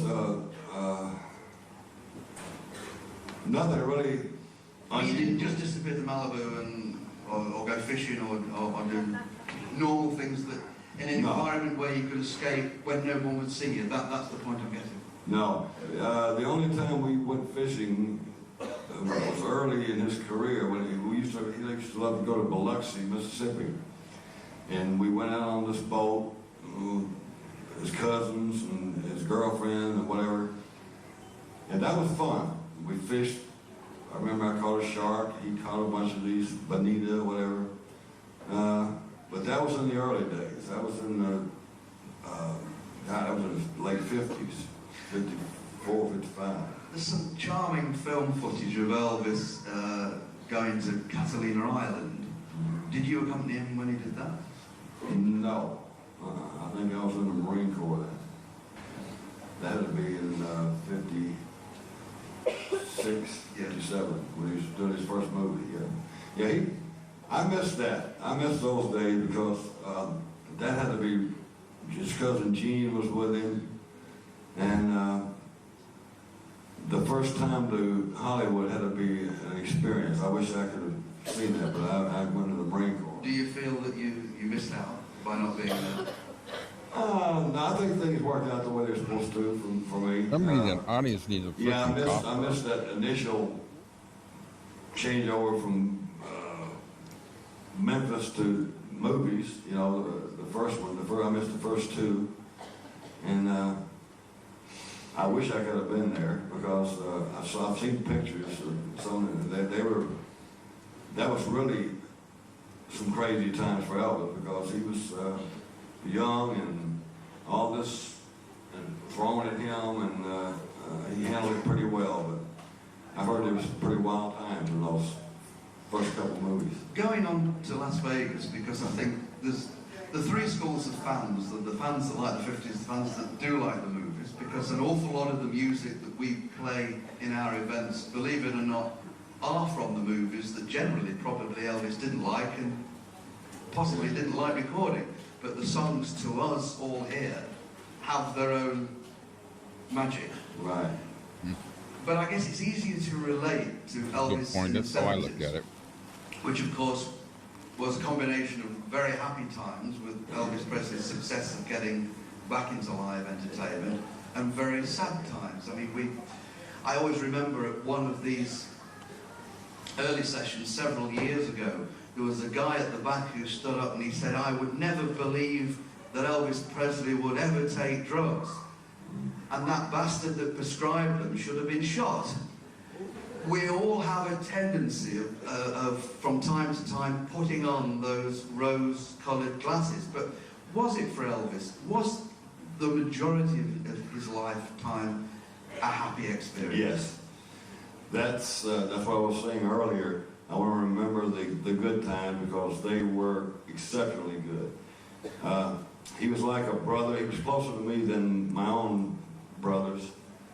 We grew together from high school till a couple of years before his death.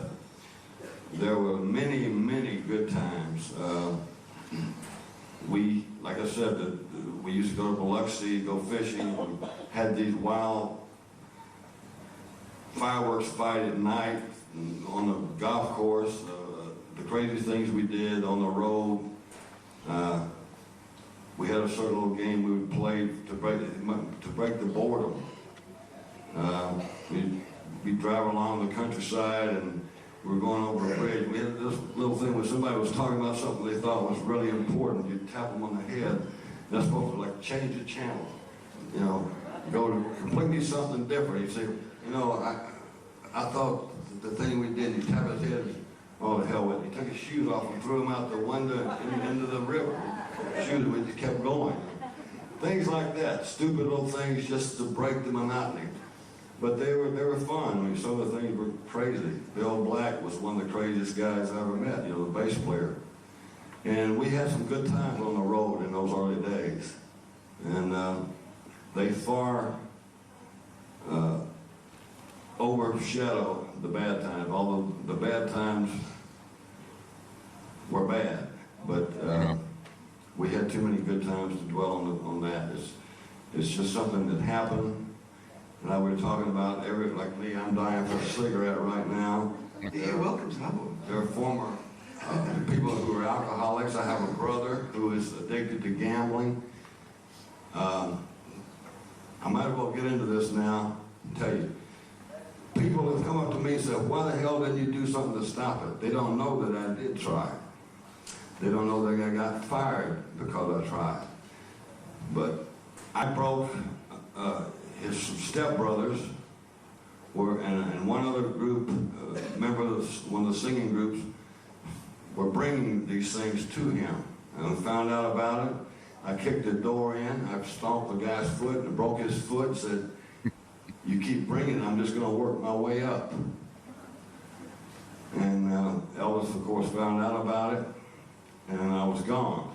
I'd been with him since junior high school. But the drugs took over in the end, and I can understand it in a way because he had no privacy.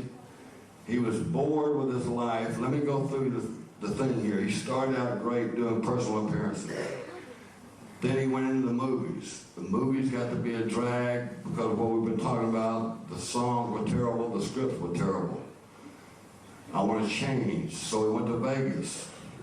Instead of working maybe 5 nights a week and 2 nights off, or 6 nights and 1 night off for a couple of weeks like Frank Sinatra and everybody else did, he worked for 4 weeks, 7 nights a week, 2 shows a night.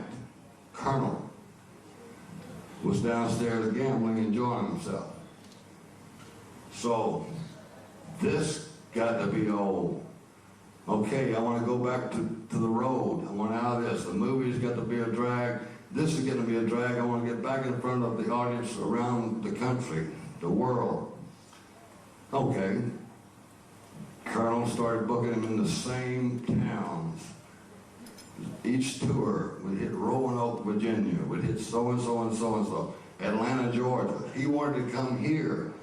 He wanted to go to Australia. He wanted to go to Germany. He wanted to go anywhere but Roanoke, Virginia, and Atlanta, Georgia. But no. And why the Colonel did that, we found out, I asked the Colonel, why can't we tour Europe? Why can't we go to Australia? Can't have security. Can't have security. We didn't know he was an illegal alien, and he could not go outside. I wonder why he never came to Germany when we were there. He always sent other people there. He never came. He never left the USA. Once he got there, he never left. And that hurt Elvis.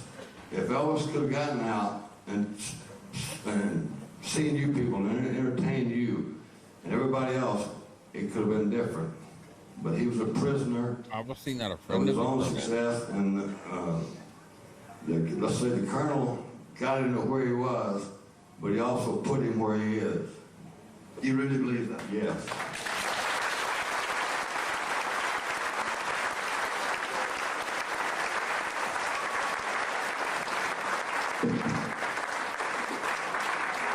Anybody got an ashtray? Don't throw it.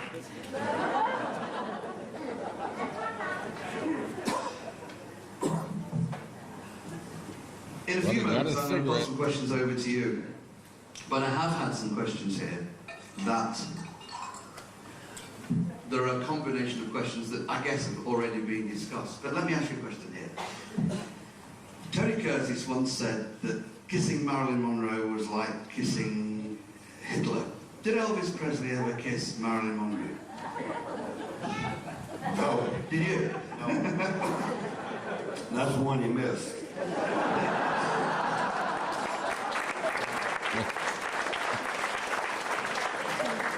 From B. Davis, the lady that asked the first question, there's another question that obviously you're very well aware of because you've been involved in it. A recent release from RCA has been the album Private Elvis, and I know that most of the tapes, if not all of them, were supplied by you to Ernest Jorgensen. Is there more material, or does he now have it all? I don't believe, unless there's something up in my attic, I've got a couple of tapes up there that I need to listen to, but I don't think there's anything else out there at all. I think these home recordings was the end of it, but I can't think of anything else laying around that they can come out with. Anything else in the attic? You know, he'd been doing private home recordings back in the Army days. And why in the hell did anybody flip the switch off of the recorder when the Beatles were there? I will never, unless they did, and it did, I don't know. I don't get that. I really like attics. I have a fetish of attics. This is a poignant question. Everybody looks back at their life. This is from Margaret Smith. She said, is there an if only for you? Is there anything that you think, if only, in connection with Elvis? Of course, there's always that question, if only, but then like I I said a while ago, you think back, I did, as far as at the end, I did as much as I could. But yeah, there's a lot of things I can't put my finger on, but I'm sure there's a lot of things that I would say if only this, things would have been different, but a good question. I don't know anything else we could have done at the end. We did all we could. You, during your lifetime, have worked with an awful lot of stars. Yeah. A lot of stars. Who's the best? Who was the most fun to be with? Elvis. he was the most fun to be with. Yeah. I worked with John Wayne and the Man Who Shot Liberty Valance, Lee Marvin, James Stewart. Yeah, I worked with a lot of people. Robert Conrad, I don't know, do you know Robert Conrad? Yeah. We had a lot of fun. He was crazy, still is. I worked on Wild Wild West as a stunt man, broke every bone in my body. Then was fortunate enough to get the co-starring role in Black Sheep Squadron. I don't know if you've ever seen that show over here or not, about Pappy Boyington, the World War II ace. I would have to say Elvis was the most fun because anything went with him. I mean, we did things on the set that drove directors crazy. And like one time, for instance, he was in there getting his hair all slicked back. Took 30 minutes to get that hair in place.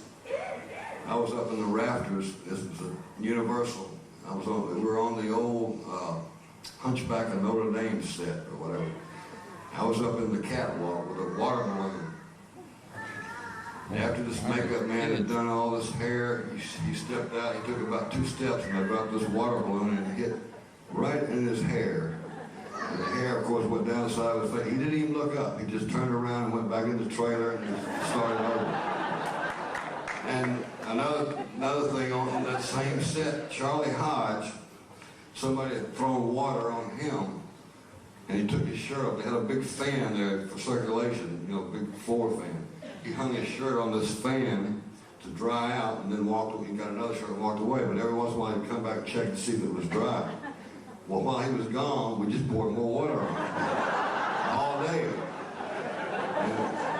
And Alan Fortas, when we were doing King Creole, Alan was always pulling jokes on everybody else, so we got him the one. He said, Alan, you're going to do a line today. You're going to be an actor. What? Go to makeup. So he went to makeup. They made him all put the makeup on. They put this little tissue on his shirt so he wouldn't get makeup on his shirt. He said, now you sit here and don't take that tissue out or you'll mess your shirt up. So he sat there all morning and gave him this some line. Keep it, you know, make sure you got this line memorized. So he sat there doing this line with this tissue on his shirt. Lunch came.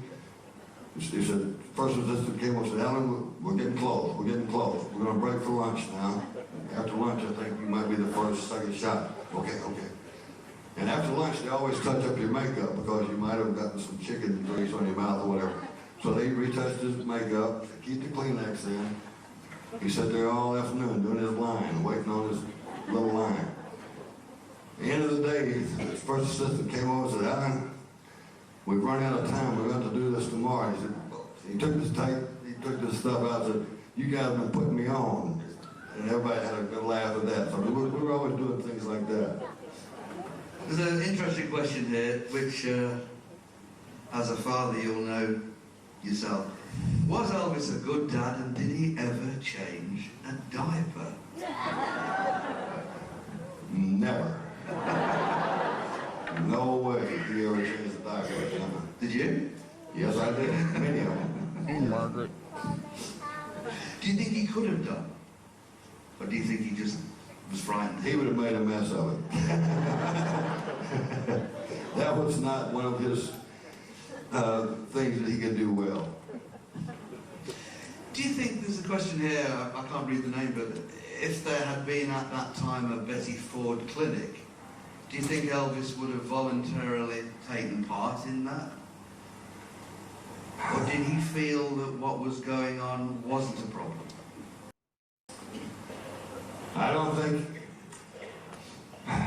think he ever knew it was a problem, but at the end, he always had Dr. Nick with him, or a nurse or whatever.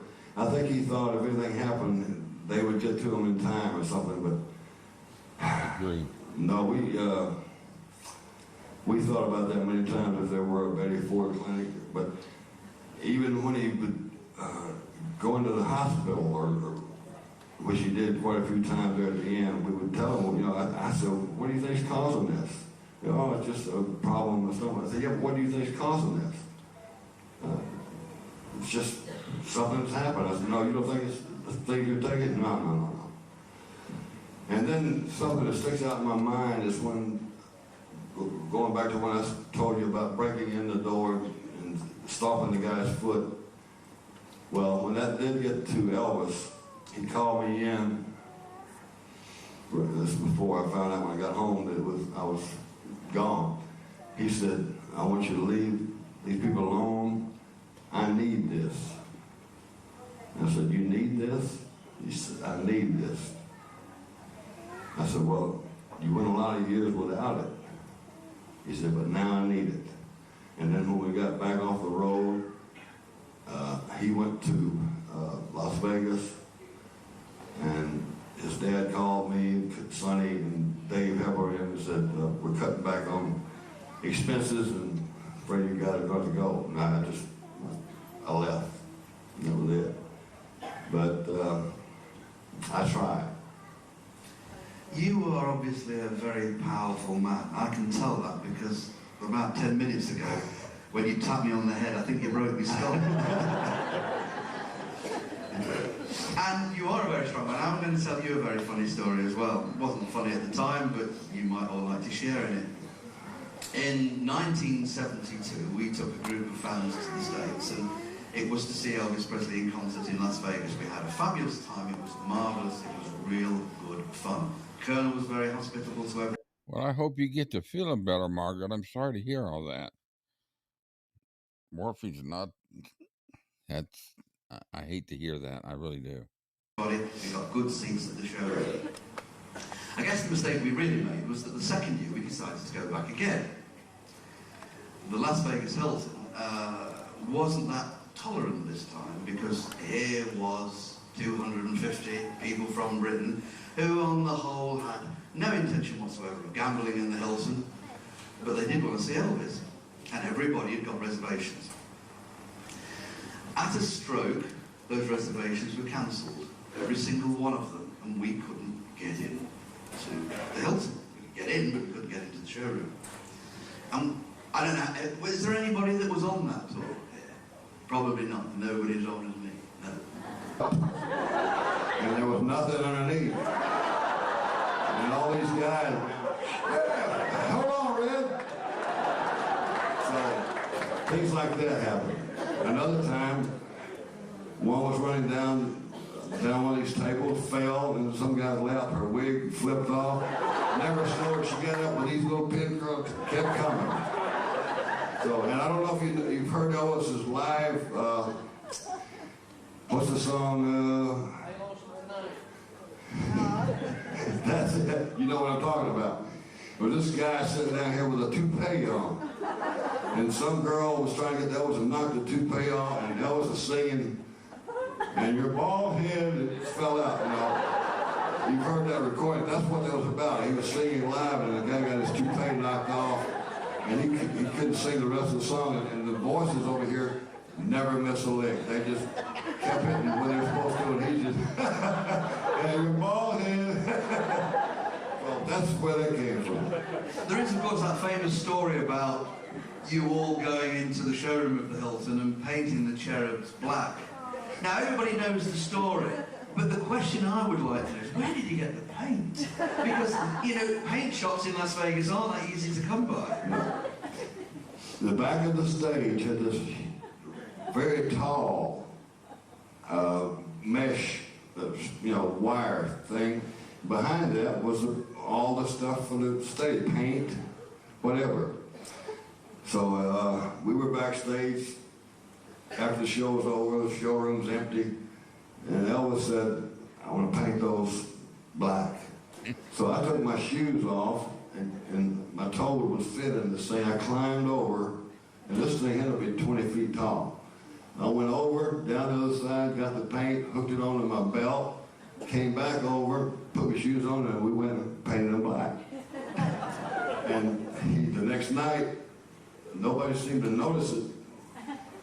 And he said, "Now I want you to notice what we've done, what we did last night, to kind of change the showroom and to acknowledge my backup group, the Sweet Inspirations." So everything is white. So sorry. No longer. Look, spotlight went over, there's these black faces, and the Sweet Inspirations fell out. You know, they weren't aware of it either. That's how that came about. I guess you must have... Did you do these things out of boredom? Or was it just to be plain stupid? Not being stupid, I didn't really say that.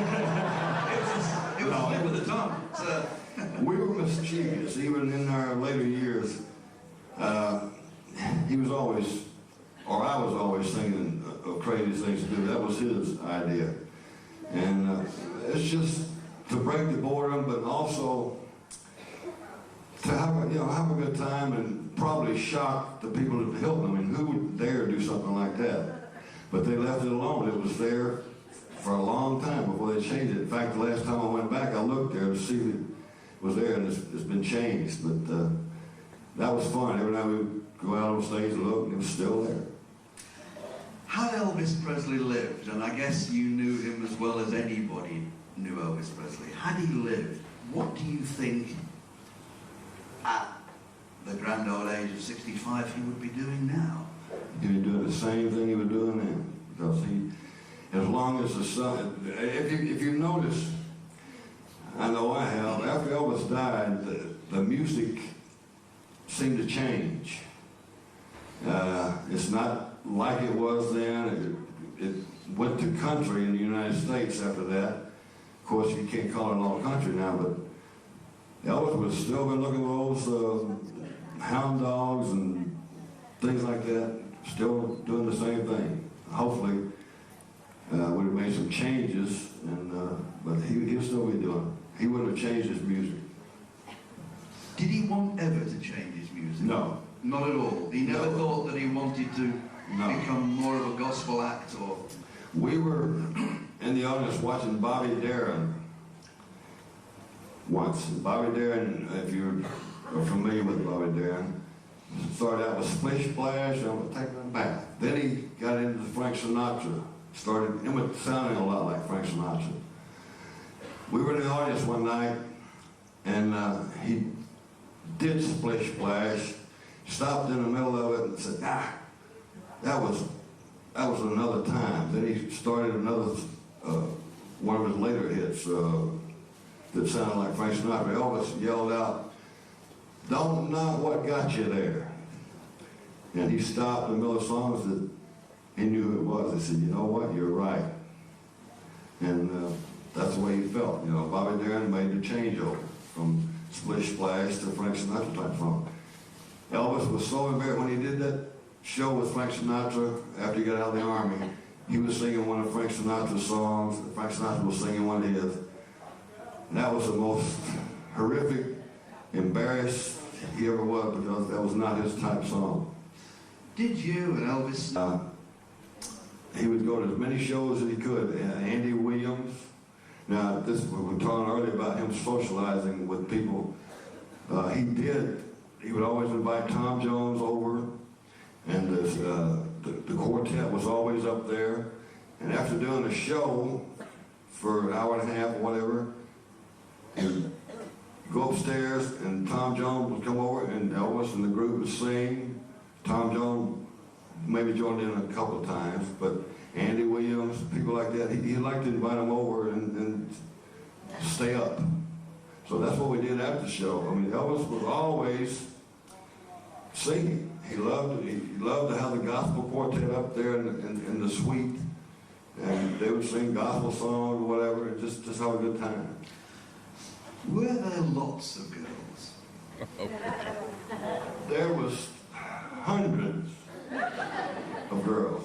In fact, my wife, one time, was there, and I took her up to see. I mean, that's what he wanted. He wanted an audience of, I don't know, just people to talk. He had his religious books, and he liked to talk to all these people. Of course, he would be looking through the crowd and seeing how they looked, you know, but that was the norm. After the show, to unwind, he wanted a lot of people up in the suite, and there always were a lot of people up there. Would you say that, I don't know, some of the women would want to know this, but would you say that Elvis Presley was a predatory male?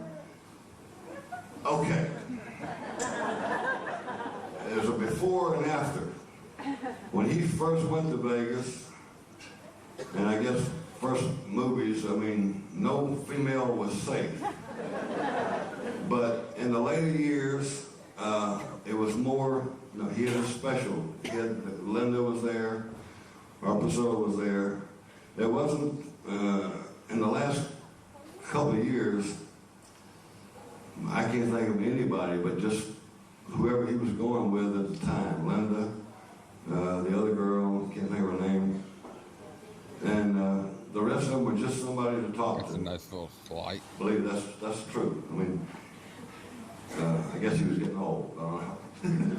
But he wasn't really old. No, he wasn't old. No, it was an odd effect of everything.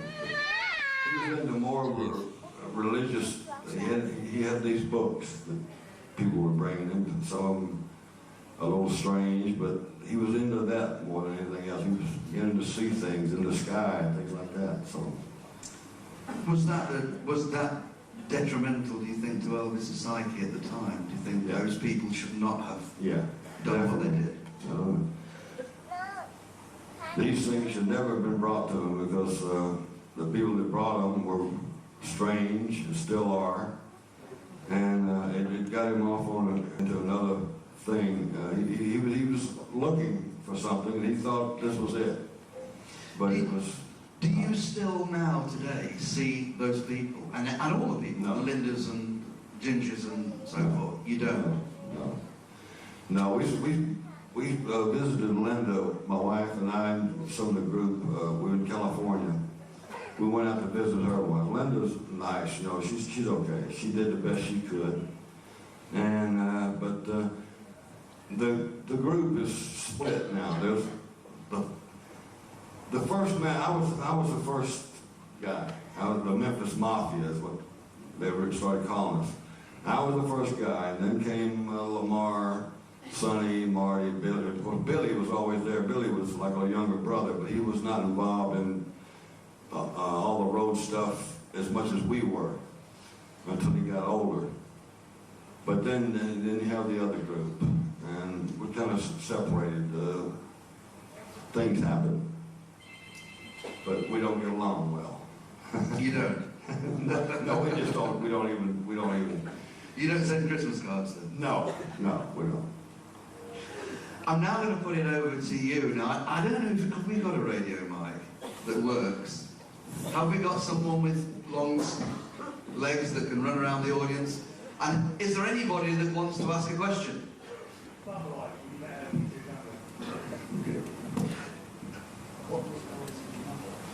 Oh, his mother was an angel. He loved his mother. She loved him. She worried herself sick about him. She didn't take any crap off anybody, and she was a very strong-willed woman, and I miss her. The last time I saw her, I was in the Marine Corps. I was home on leave. Elvis was making King Creole, and I went back Graceland to see her and Vernon, and they said, they called Elvis, they said, Elvis wants you to fly out and then ride the train back to New Orleans. Elvis wouldn't fly in those days, and they were finishing up in Hollywood, and then we were going to ride a train to New Orleans. I had a week's furlough. And the last thing his mother said to me is, you take care of Elvis. And I took that serious the rest of my life. Do you think Elvis needed that 68 comeback? Because like you said, the movies had become not artistic quality for him anymore. So do you think he needed that comeback to get him back on the trail again? Yeah, he was wondering, after all the movies, he was a little unsure of himself. And that's exactly what that was for, to see if he still had it. Well, Mars was an ass. The thing Colonel had for him would have destroyed him. He wanted him to come out and do a bunch of Christmas songs. And Elvis said, the hell with that, I'm doing this. So, yeah, that was his testing the waters. So became as close as two brothers. All brothers fight. Did you ever have a fight with those? Did I ever have a fight with them? Never. Never. Like I just said, his mother said, take care of him, don't hurt him.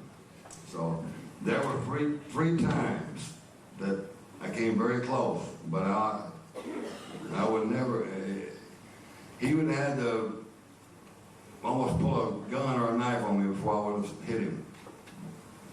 But no, I would never do that. Two ladies in front. I think you're ladies. I can't say. Yeah, we are. Can you discuss first? Did Elvis actually meet Marilyn Monroe by any chance? And are there any photographs anywhere that you know of? Yes, he did want to meet Marilyn Monroe. Did Elvis have anyone to confide in, other than those who were on the payroll or dependent on him in some way financially? He died a few weeks later. Did you feel any responsibility for his death?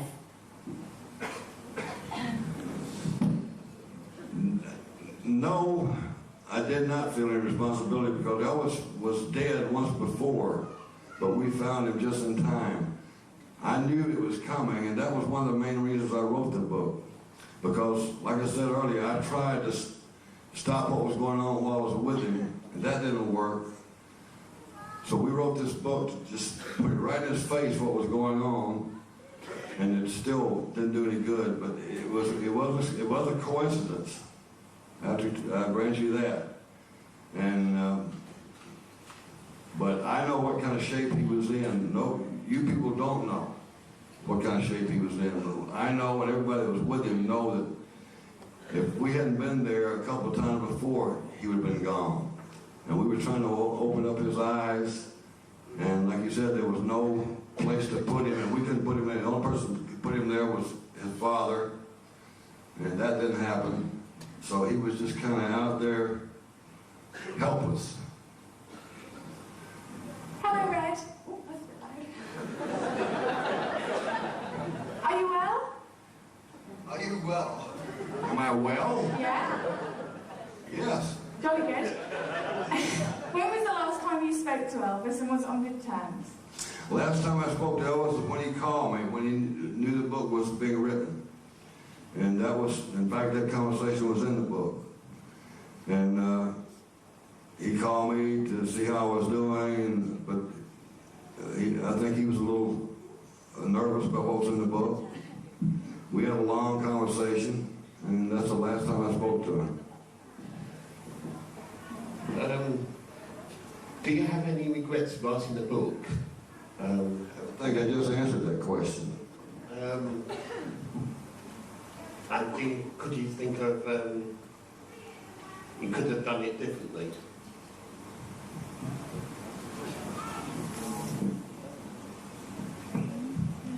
Yeah, I could have lied a lot.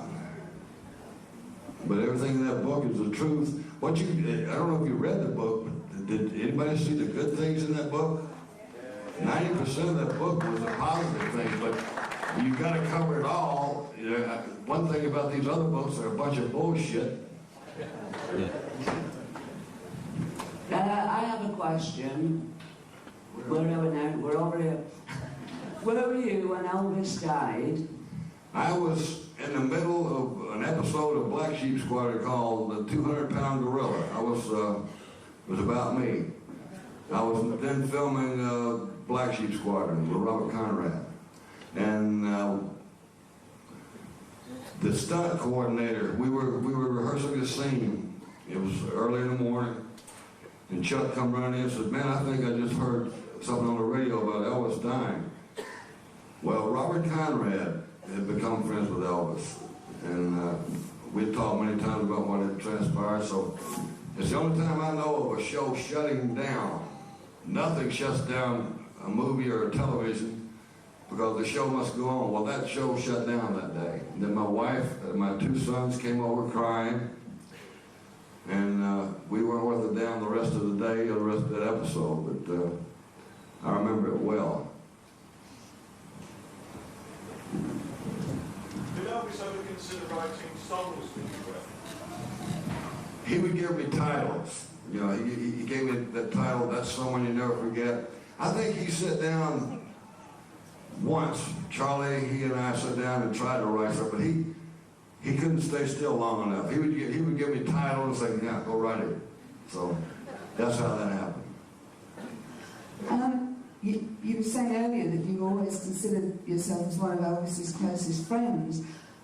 This is a sort of 2-part question. If that were the case, I think had it been one of my friends, I wouldn't have felt that I wanted to write a book like that and make it public.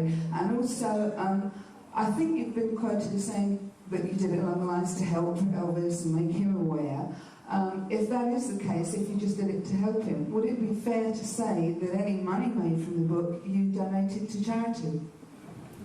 No, I gave it to myself when I was broke. No, I wrote it for money. Is that what you want to hear? I wrote it for money and to try to help him. You're going to dwell on this goddamn thing. I'm sorry you feel that way, but I love the man very much. You don't know what I went through trying to keep him away from this. Yes, you got your opinion about me writing the book. Okay, well, I've told you my side of it. If you can't accept that, then I'm sorry. But yeah, I wrote the book to try to save him, and I wrote it to make money.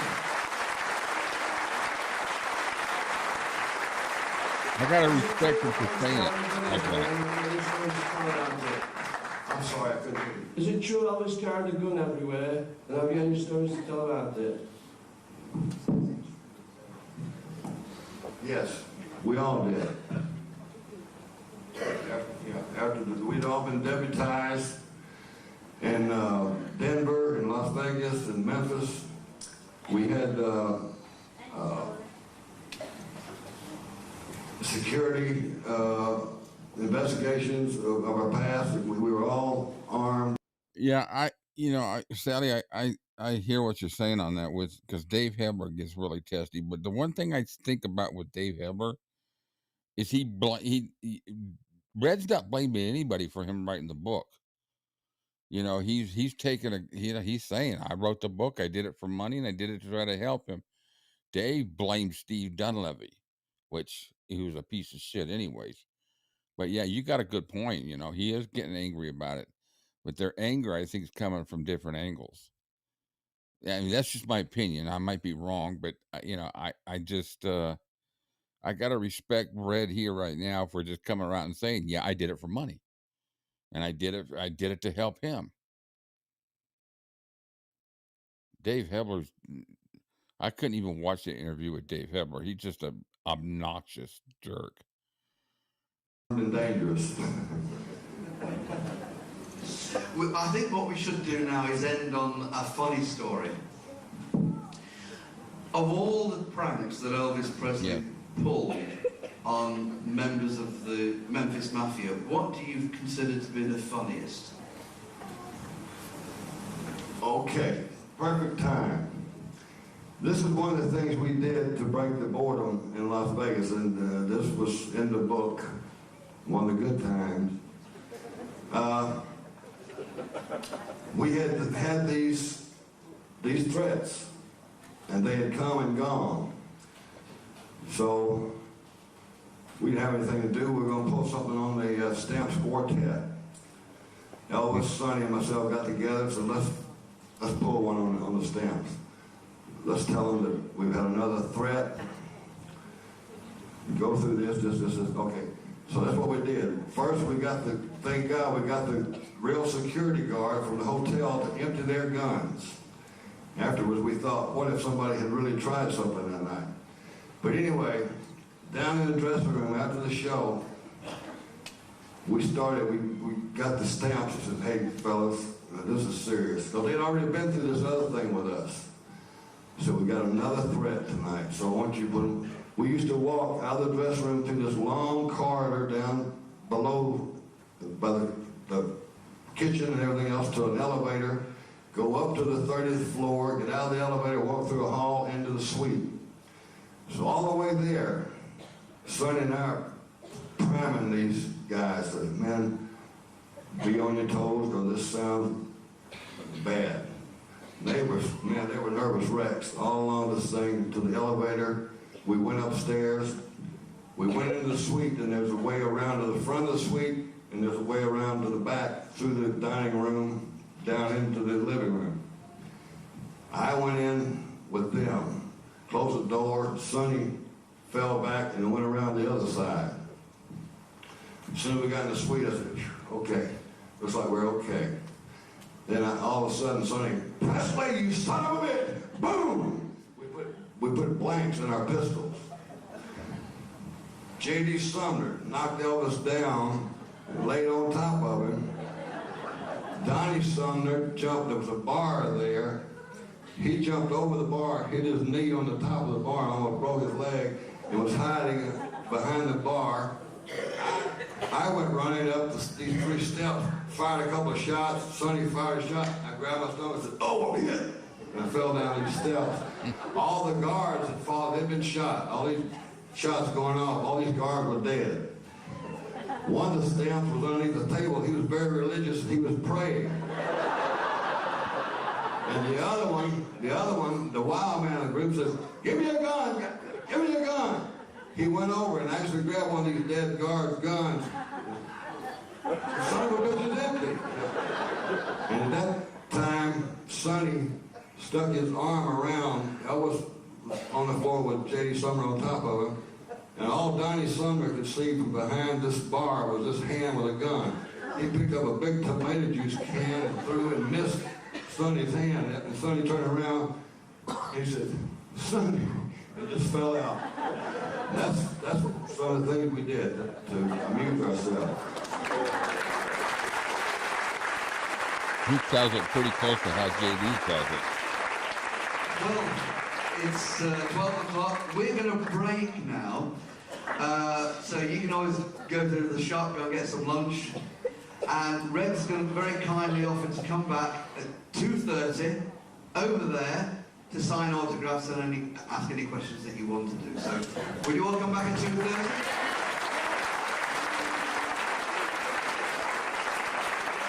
I just want to tell you how thrilled I am to be here with you and share these things with you. I hope we can keep it on an upbeat thing and a fun thing, because that's the way he would have liked it. And I'm sorry that you never got to see this man in person. Thank you very much.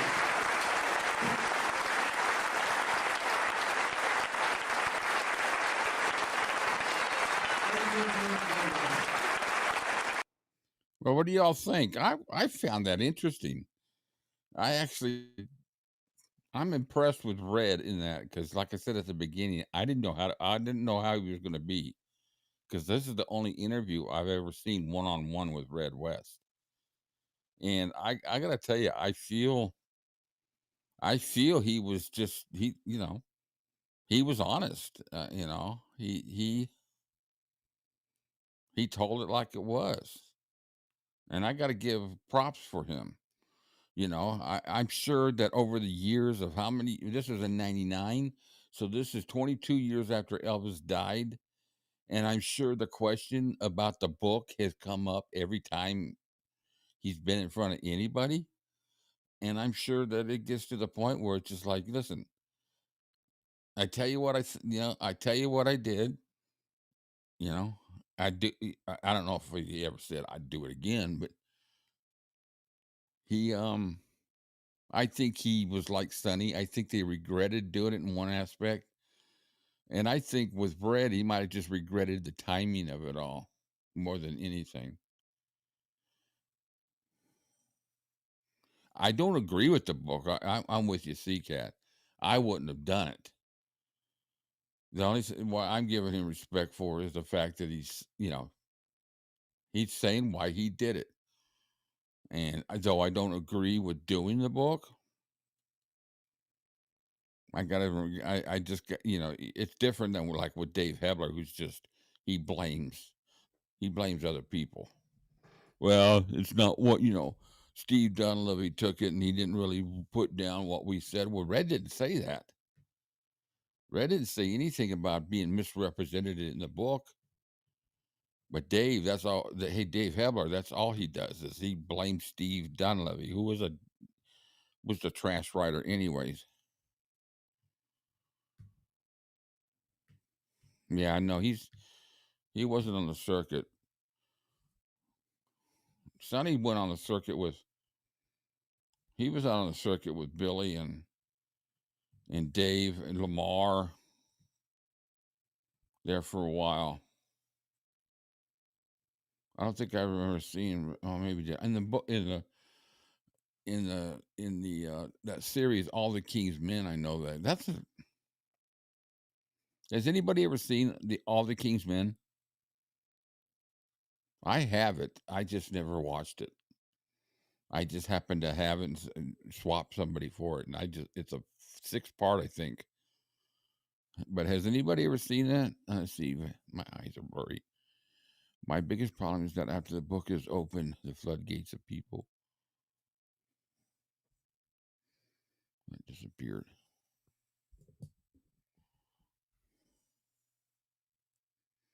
Let's see what she said again.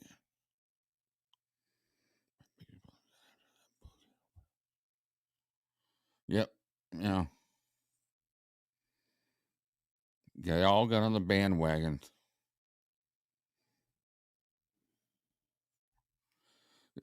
I read that book in 77 when it came out. I've got it sitting here. I still got it.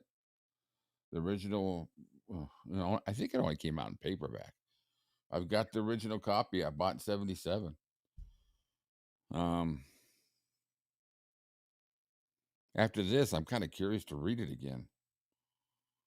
But do I dare?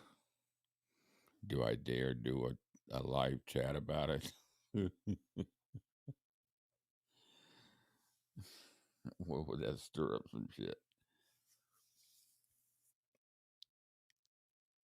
I don't think all of it, but some. Yes. Well, I can't play it on YouTube because it's copyrighted block. So maybe, I don't know. Maybe I'll play it and watch it in a Zoom, but let everybody know that this is not one of the positive beat party Zoom parties that we've been doing. But just do a nice, just do I can also do, well, I think it's more fun in the Zoom, but I can also do a YouTube live chat like this, but it's a private one. So it's only people invited by email. I can send an email and say, I'm going live just like now, but it's private. So it doesn't go out on the internet. Well, I can't do that because the video's blocked. I couldn't do it. I'd have to do it by Zoom. You don't think Red's, he's not? Well, I know Billy and Marty Lacker are. And that's an interesting point. It's like I tell you guys, some of the stuff I'm interested in just seeing what all the drama's about.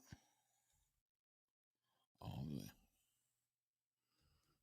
don't know why my eyes are so blurry. Probably because I've been watching freaking movies. All the King's Men. No, that's not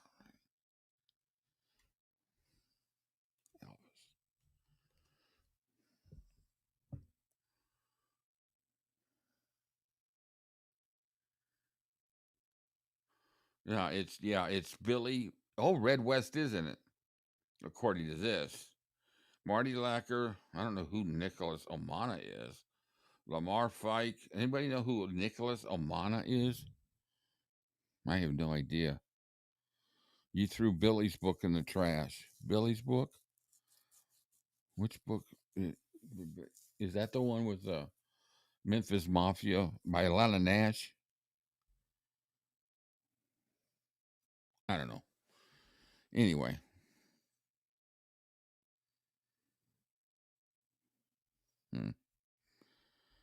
Well, maybe we'll just watch Elvis movies, watch some of the good stuff. I'll probably just watch it myself. If anybody wants to watch it, let me know. I'll do a Zoom, and maybe I'll just watch it on a Zoom. If anybody wants to watch it with me, they can. I'm curious. I want to see it. It'd have to be a several nighter because it's like 6 episodes.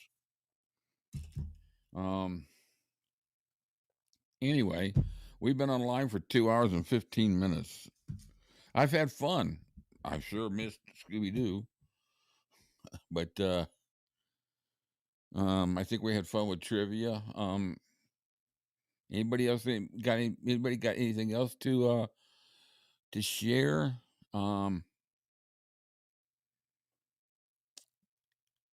Don't forget, I'll put out the notices tomorrow about the 68 special episodes that for this week.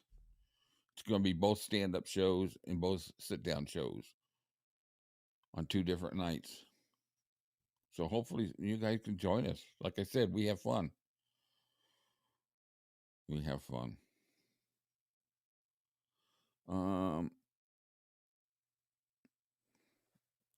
Oh, that's all right, Patty. Hopefully you can catch it on the replay. I don't know if I have anything else. I appreciate y'all. Visit. Oh, look, we're up to 27 now, viewers. I get excited about 27, but it is. It's cool. You guys are great to have. I don't know what else I need to bring up. We talked about Epic. We talked about. I shared whatever news I had. Some cool pictures, and I think that's about it. I'll have a watch party next week. I'll do some more radio stuff. And that's about it. And then hopefully Cam will be back for the Zooms with us. At least one of he'll probably do the early Zoom because of the 3:00 Zoom, because that'll be, I can't believe he'll be 7 hours ahead of me now. That'll be 10:00 for him. If I hit Powerball tomorrow, I rent Epic and fly us all in to watch together. Rick, we need a comparison of Harper's eyes and Elvis's eyes. I'll have to put that together. That's a good, let's see. I don't think where is her video? So this is, so Harper's on the left, or is it on the right? Which one? I forget now. Who's on the left and who's on the, Harper's on the left?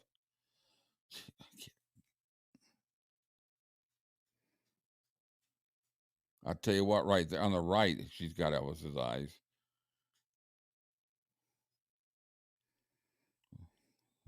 She looks just like Lisa, who looks just like her father. Look at those. Look at that face. That's Lisa Marie to me. Hey, buddy. Hey, girl. Hey, my little girl. Hey, girl. Here. Oh, hey, you're gonna come here. Come here. Come here. Come here. Yeah, that's my girl. I want to say hello. I want to say hello. Say hello down there. Look. Oh, okay. Bye. Sorry. Sometimes she likes to say hello. All right, everybody. I think I'll just say adieu. And thanks for joining me. It's been fun, and I thought the video was actually pretty good considering the topic matter, but a little bit of the topic matter. But I was like, it was nice to hear him tell stories and talk about Gladys and talk about the movies, and I think very straightforward and honest. You could tell Red was a badass. Very cool. So Vangelo, let me see. Let me go through this real quick. So Deb, Nancy, Vangelo, Natalie, Patty, everybody, Tracy, Kirsty. I don't know if Kirsty's still with us. I know that she may be just listening, but FAO. I didn't see you pop in. Hello, FAFO Saunders and Sally. Hey, everybody. Thank you so much.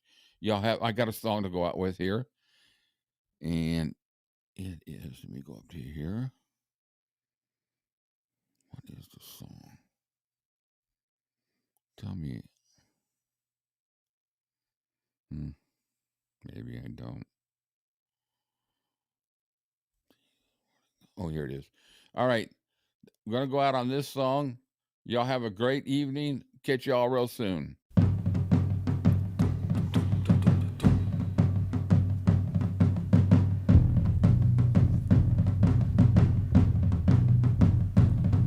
This proud wild land where the wind blows free has always been have a good a one. part of me.